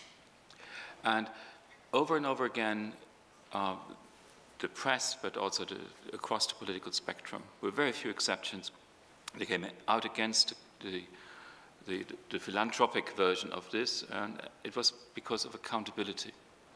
Right? Philanthropic money is not accountable. But what it actually meant is there is no government control over it. Right? You're actually letting something go by having private citizens decide what they do with their wealth. So sometimes accountability is shorthand for political control. Then you ask yourself, what does accountability then mean? Of course, in the social sciences, it's easy, right? It's relating to the principal-agent problem, and the agent has to be accountable to the principal, and so on and so on. That's an old hat, right? That we all learn at some point in Econ 101. But what does that mean if you have then a foundation? Who is the principal and who is the agent? Who owns the foundation? Who owns the Ford Foundation? Right? It's not determined. And that's when a lot of the simpler versions of the principal-agent problem run into trouble. And then people say, oh, well, you don't have a principal agent, but you may have something, you have stakeholders. And the foundation has to be accountable to the stakeholders. Right? But who then decides who is a stakeholder and who is not a stakeholder? So you end up being in a political game, more or less, at some point. Right? So, and finally, there is this more general tendency towards requiring ever more accountability, not only of foundations, but also of nonprofits. Mm-hmm. That nonprofits have to be accountable. And there's this very influential book by the British sociologist Power on the audit society. And I think it's part of this move towards an audit society that signals general distrust in institutions. And we just want to be in a situation where everybody is accountable for something to somebody. But why do I go on about it? Because it puts nonprofits in a terrible situation. Because nonprofits very often work in areas where it is ultimately very difficult to say how good or how bad you are performing. So performance is difficult. Right? Economists talk about markets riddled with externalities and so on. It's all a complicated way of saying is that we have nonprofits in areas operating where performance measurement is difficult, where outcome measurement is difficult, and we then take cost behavior as an indicator of reliability. Right? So as long as we know that they're not profiteering from whatever they do, we kind of trust them. But you see, if we then demand ever more accountability, we're in fact eroding the very base that makes it possible for these organizations to exist in the first place. So that's why I always get a bit nervous when I hear claims towards greater accountability. The last sentence on that. There are many countries around the world where we have too little accountability, where accountability of foundations, of charities, non-profits is limited to a fiscal accountability in terms of with the IRS or whatever the national equivalent might be. And I think that fiscal accountability is not enough. But we have to go a bit beyond it, but we should be mighty careful when a government comes and says, well, we want you to be more accountable. And usually that coincides with austerity measures anyway. Right? And that is the case here at the moment, and it's also the case in the UK at the moment, where the government wants all the charities to be more accountable. At the same time, they're reducing support for them. Well, So thank you for trying to address each one of the questions that I posed. I know that Arian really wants the audience to have an opportunity to ask questions, so I'd like to ask if the lights, perhaps, so that we can see you a little bit better, and also there's a mic here for questions that you might have. So shall we start on this side then? And if you want to say your name and yeah, of course. where you're from. I'm Ruth from Cass Business School in London, and thank you very much to all the speakers. Matthew, you've inspired me to reread your book and also to read your book, Tina, as well. But my question is very much about UK foundations, very, very much to Helmut. So could you speak a little bit about the history of UK foundations in comparison to the US ones? And then my second part of my question is, looking back to the papers you wrote at LSE 10 years ago, have you seen change in the foundation sector in the UK in those over 10 years? And if you were asked to write those papers again, would you say the same things? And if not, what would be different about what you'd say now? I would say the same thing. Oh, what a shame. Oh, dear. No, but please, the paper that we wrote 10 years ago was very much a conceptual paper, right? About it was less about what is wrong with foundations in the UK in the year 2000 or whenever we wrote it, but it was more about the general idea of foundations. You know? I mean, one thing that I would say about British, almost every other country where you have foundations compared to America is that there is no payout rule, which I think is very, very significant. So here you have to pay out to non-profits or whatever 5% of your assets every year to retain your charitable status. In Britain and across Europe, there is no requirement to do that, and I think that directly feeds through to very poor performance in many ways, and very low levels of giving compared to what might be needed. And I've, with my co-author, been trying to change. We've been trying to create a little campaign around that, having a payout rule, and everyone hates us for it because they think it's terribly irresponsible to force charities to put money out. But it seems to work perfectly well here. The other interesting difference, and it's going to become a huge issue here next year, is the tax treatment and the regulation of charity. In Britain, we've seen a change, I guess, about 6 or 7 years ago to the Charitable Uses Act, which was the act that governed charities that came from the first Elizabethan era, which basically defined charity in such a broad way. It said basically you could get charitable status for education, religion, the relief of poverty, and other things of benefit to the community. So, I mean, that definition has been tightened somewhat in Britain, where you have a much clearer emphasis on needing to demonstrate public benefit. Now, I think it still barely scratches the surface. I can see you're nodding, so you probably agree with that. But over here, I think you try and raise that issue of the public benefit test, despite evidence that there's very little redistribution going on through charitable giving. It massively favours the concerns of the middle class and the rich rather than the poorer people in society.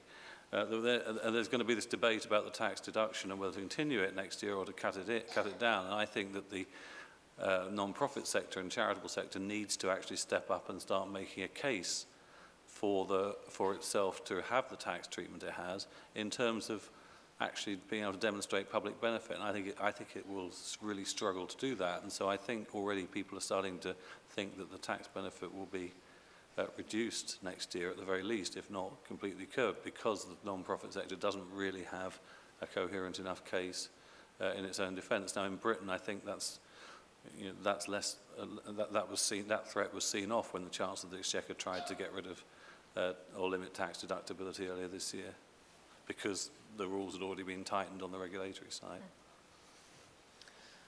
On this side, please. Thank you. Amy Singer, I spoke earlier this morning. It was very interesting to listen to Tina Rosenberg's presentation, particularly coming after the talk that we heard yesterday evening by Deogratis Neokonisa about the key importance of the involvement of local people in the shaping of local initiatives and not having an external kind of model parachuted in. But my question goes back to, I think, something more that Helmut was speaking about. And what I wanted to ask you is, how do you see the impact of new sources of wealth on the nature of foundation? And by new sources of wealth, I mean new wealthy actors in the philanthropic world, particularly women who are now using their wealth, not the wealth that they inherited, or enterprises that they inherited from fathers or husbands, but women who now have sufficient wealth to create their own foundations. It's really the first generation where that exists, alongside people of color, people in the non-West and the non-North. And I think Tina's example of the engagement of youth now as initiators and actors in what one could largely call an activist philanthropic world. How do you see that in your kind of assessment of foundations and the changing nature of foundations in today's and perhaps tomorrow's world? Well, in the book, we did not so much look at the founders of foundations, but we looked at what do these foundations do once they have been established. Somebody who is really an expert on the role of women in philanthropy is Kathleen and McCarthy. I see her back there, and you would actually be the person to take that question, if I may. Would you like say, to? Because I have to plead, I really have to plead ignorance on that. I know this is totally unfair. It's a great question. I mean, women are creating more foundations now. A lot of the money is being given for fairly traditional kinds of things. I haven't really seen anything yet that demonstrates a real consciousness that women can play the same kind of role in reorienting American society that John D. Rockefeller and Andrew Carnegie did 100 years ago. But you do have initiatives like Women Moving Millions, which has gotten women to pledge enormous amounts of money for them, you know, millions and millions of dollars, to help women and girls. So there is the beginning of that kind of consciousness raising, but it's just in the early stages, and gifts like Joan Croc's gift are still much more common at the high end of women's giving.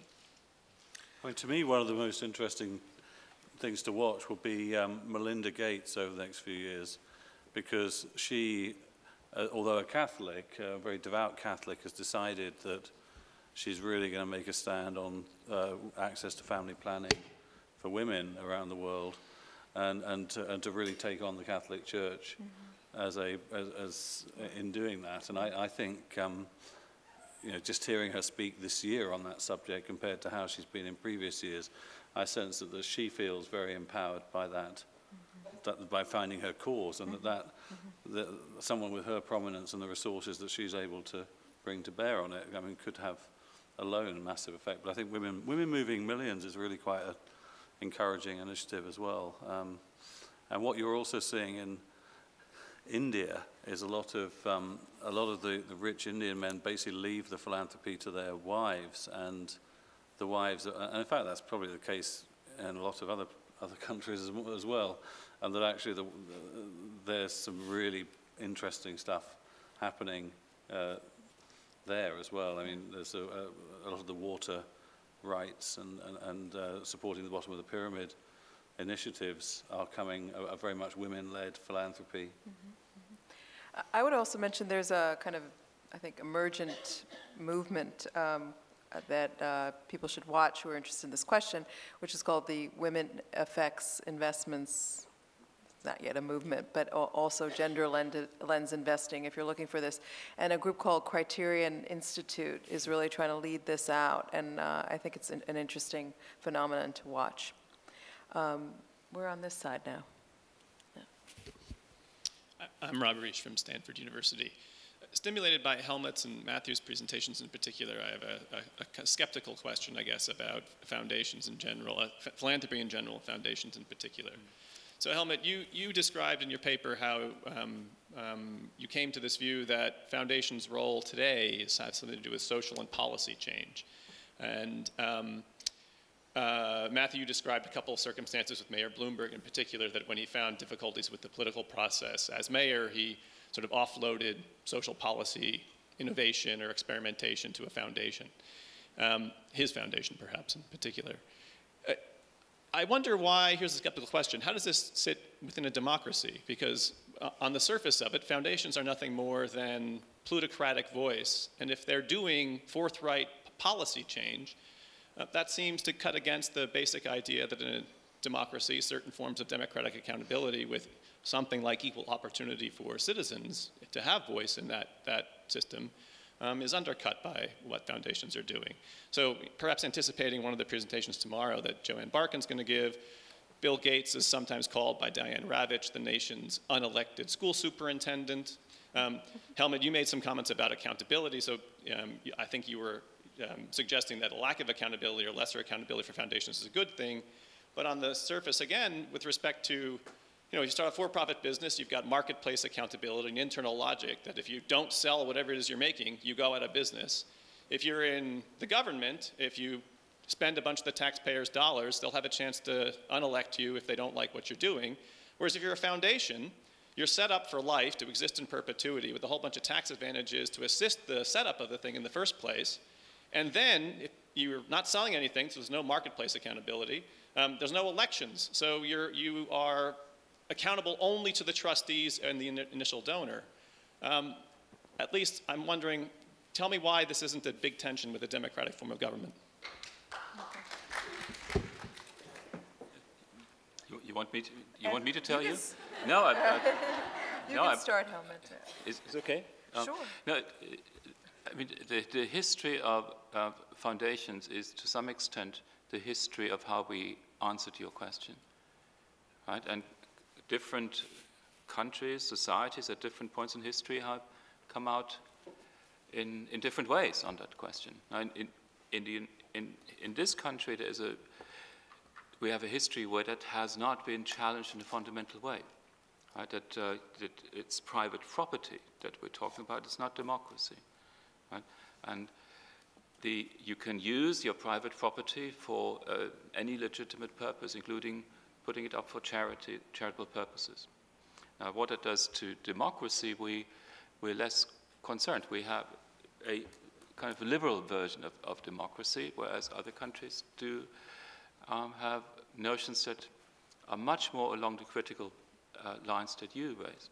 And the clearest of that is the French notion of democracy, which is the Republican, not in the sense of Republican Party, but a Republican notion that there should be no intermediary institution meddling in the relationship between the citizen, the individual citizen, and then the state as the representative of the will of the people, and nothing really in between.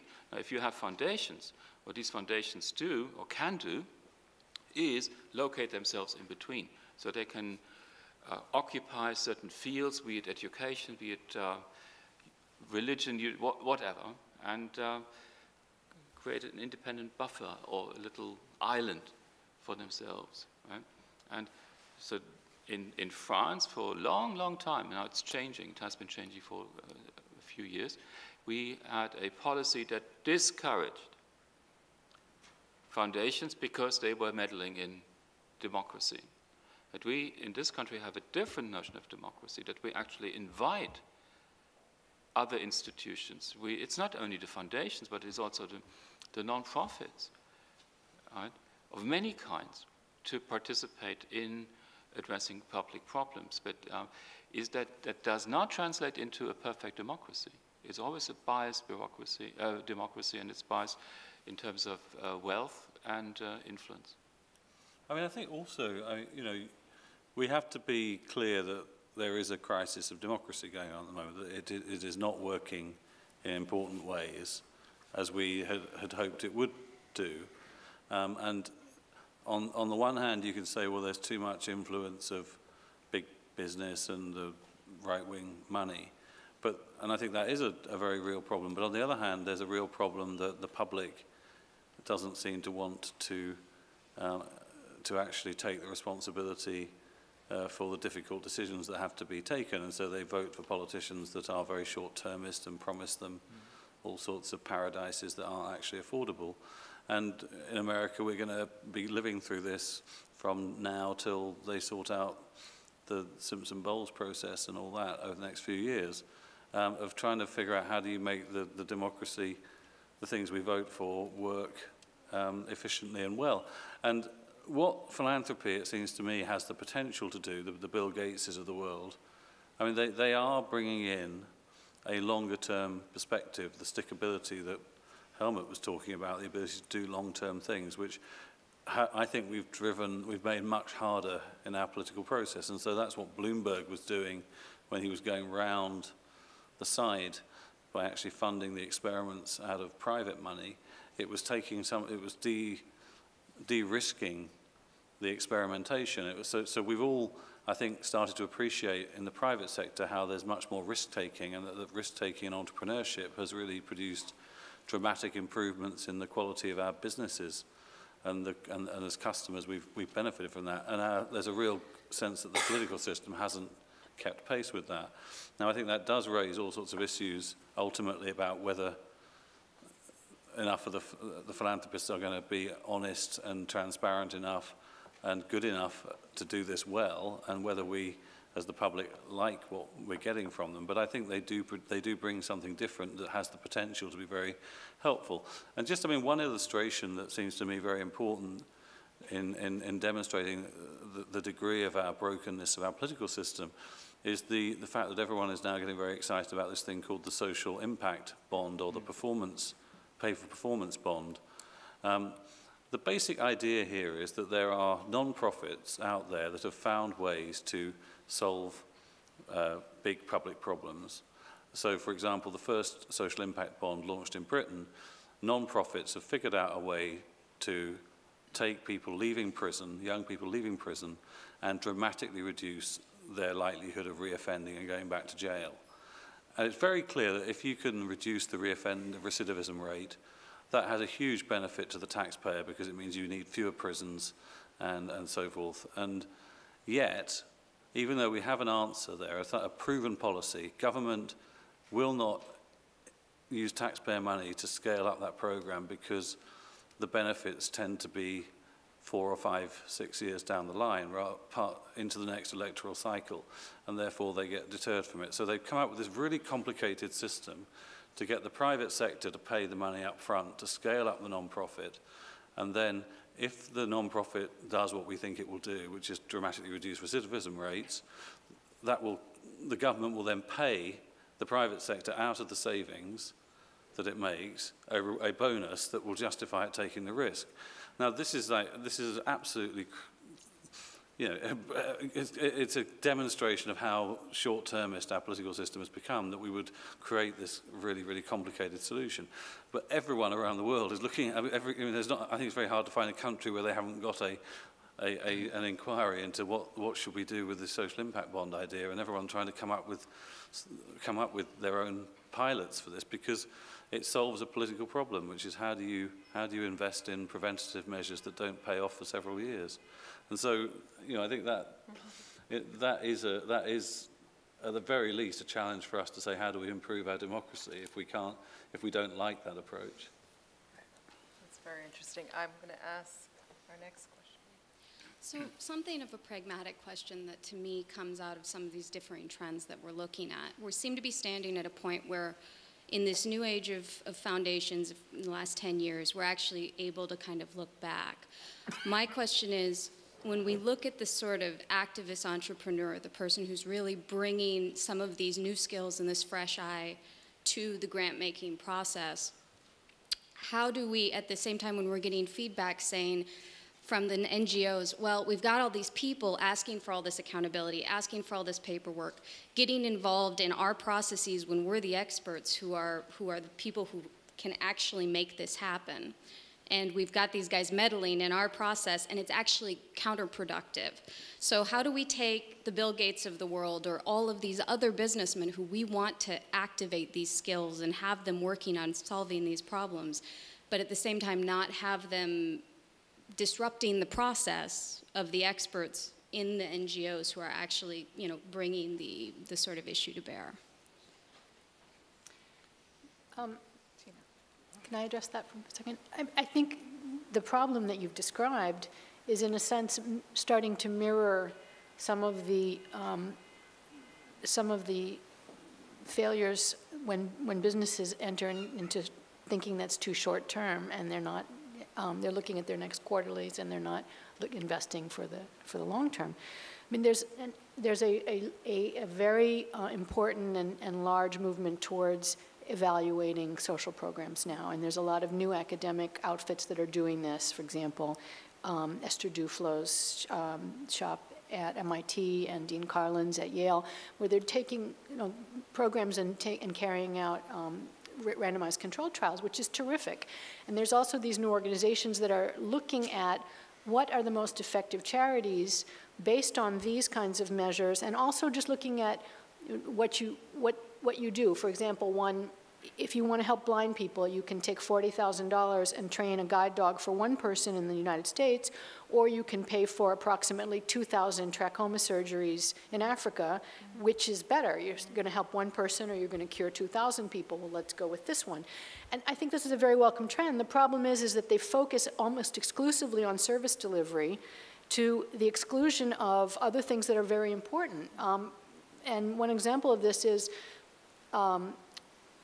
Partners in Health's work, for example, piloting new ideas that have then been scaled up and used around the world. That's an extremely important value that they're creating, and it's not captured purely by their service delivery mechanism. So you really are starting to get this short-term thinking in charitable groups that is just as detrimental as it is when business managers do that.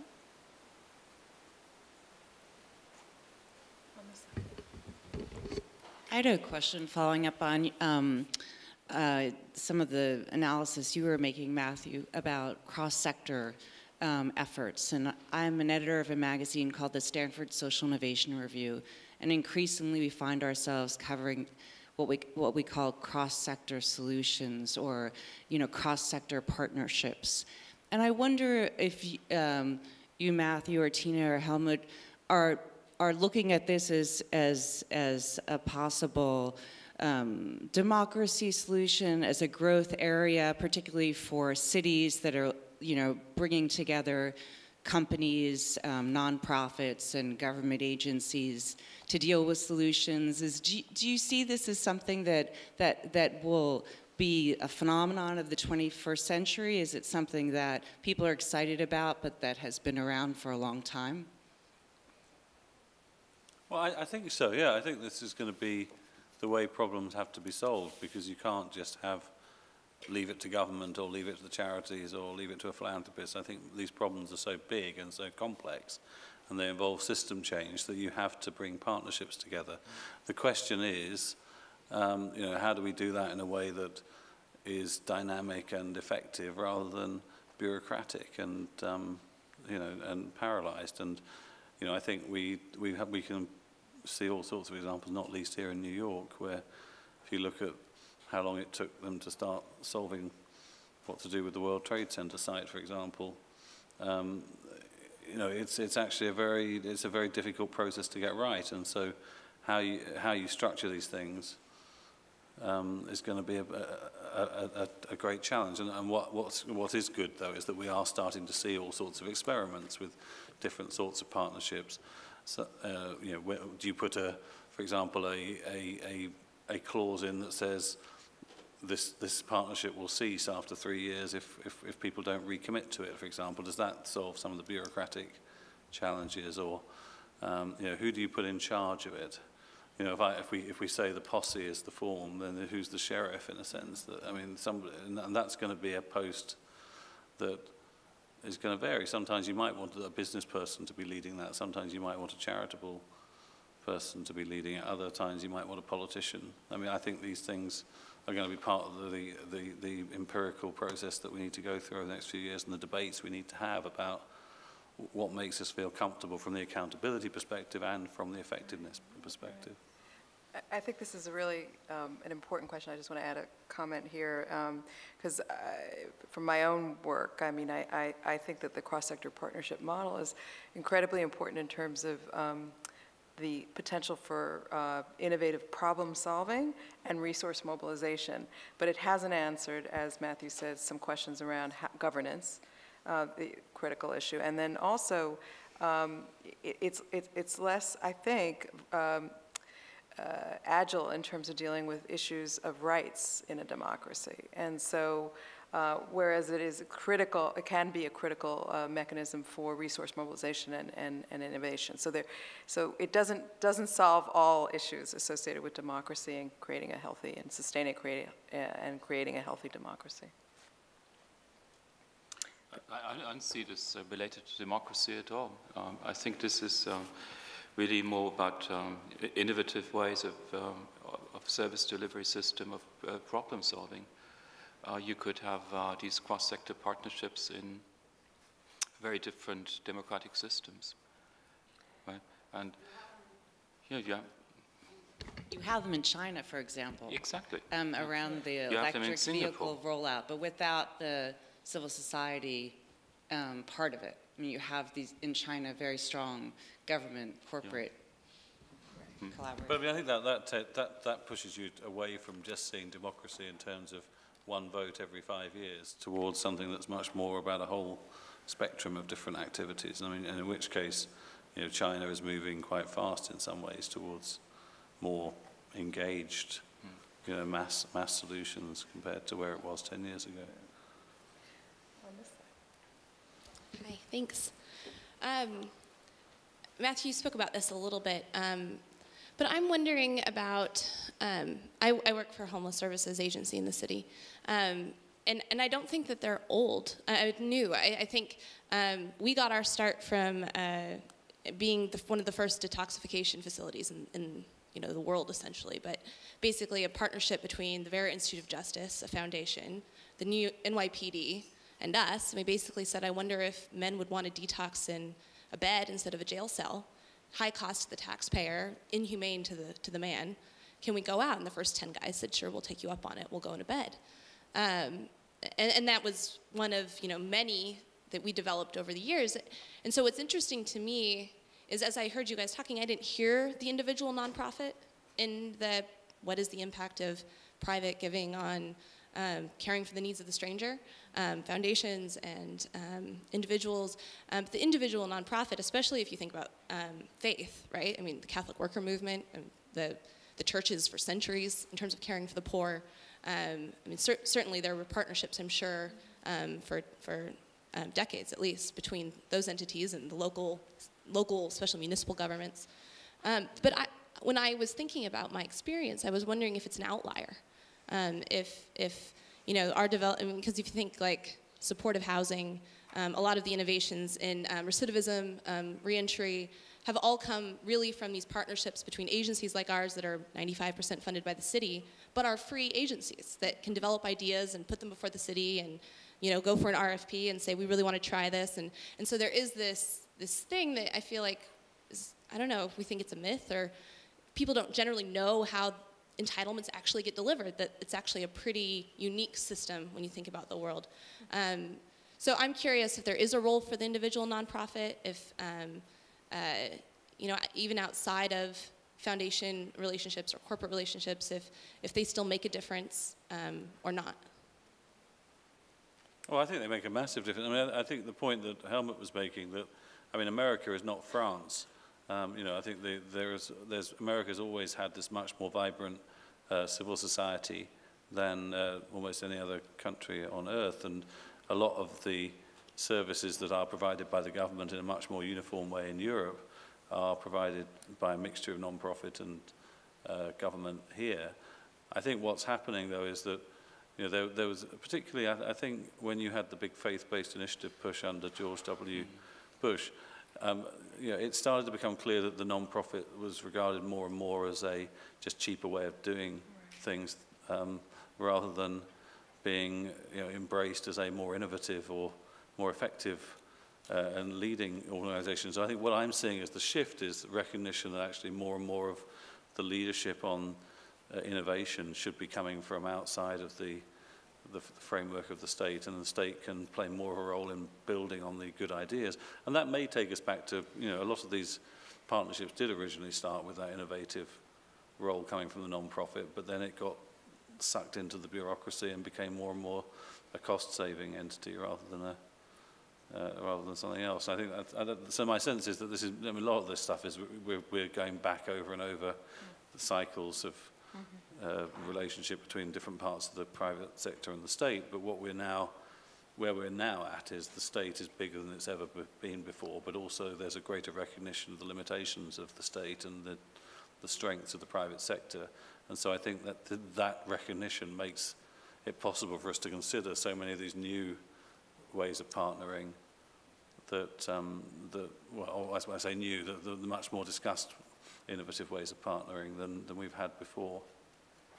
We have one more question. Well, in fact, that leads right to my question, which is perhaps most directed toward Helmut, and that is the cycles of understanding what the value of philanthropy has been to society, particularly in the United States. And I wonder if Helmut might just give a brief comment on the history of American philanthropy, perhaps starting with Mrs. Russell Sage, one of the most important first women philanthropists, and not first, Anna Jeans and others, but who really contributed to understanding how philanthropy can ameliorate the root causes of social problems in partnership with government, in partnership with community. So the concept of public-private partnership was really there right at the beginning of philanthropy, and you have it even in specific initiatives such as Herbert Hoover asking the Carnegie Corporation to fund the Stanford Food Research Institute, the Rockefeller Foundation's doing the work on the Commission on Social Security at the Social Science Research Council that led to the Social Security Administration. So there have been, over the last 100 years, really marvelous examples of the partnership. So it's not new. But I'm just wondering, how do we learn those lessons so that we shape under these new conditions, the lessons that have been learned over the last 100 years of philanthropy, at least since organized philanthropy in this country? Well, no, it's a very good point, and I may have skipped over some of that in my presentation. And there are some people here in the room who are much more qualified to comment on this. A good example. Now, let me say something else first, because partnership is one of those, it's like accountability. You've got to be very, very careful what that partnership actually means. So if, I think Carnegie went up and down the East Coast and said, if you want to have a public library, I buy the library for you, I even build it, but you, community, you city, have to maintain it. Right? So is that now a partnership, or is that a little bit short of immense political pressure that you put on, peer pressure that you put on community?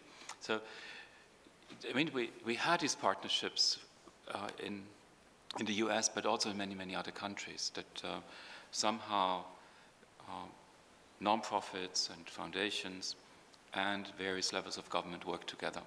There's nothing new about it, right? It's as old as, I don't know how far back it goes, but it goes a long way back in history. But what is different today, and let me focus on that for just a moment, when we hear partnership, it no longer means when government is involved that government will pay a certain sum for a non-profit to deliver or for core costs and for the non-profit to do something.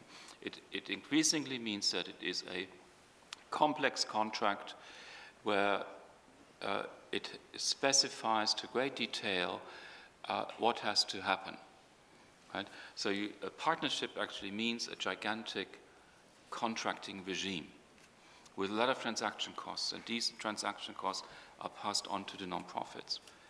Right? And what makes us so exciting about the social impact bonds is that we now seem to see, oh, this is great. We have a partnership, and the time frame is good for government.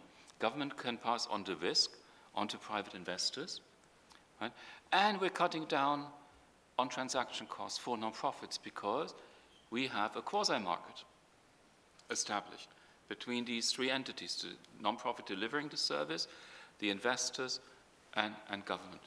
Right? So partnership is, I think, at the moment, too much a large contracting regime that is to the detriment of many nonprofits, and it is slowly moving away from that into a quasi-market system. And I'm not saying this is bad, right? But we just should be very careful when we hear the term partnership. Do you really mean we work together? What are the power relationships? How complex is the contract? Right? And are market principles evoked?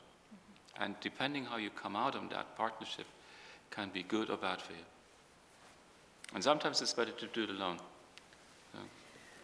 Well, I want to bring this to closure because we're actually over time now, and thank our presenters for a wonderful set of comments.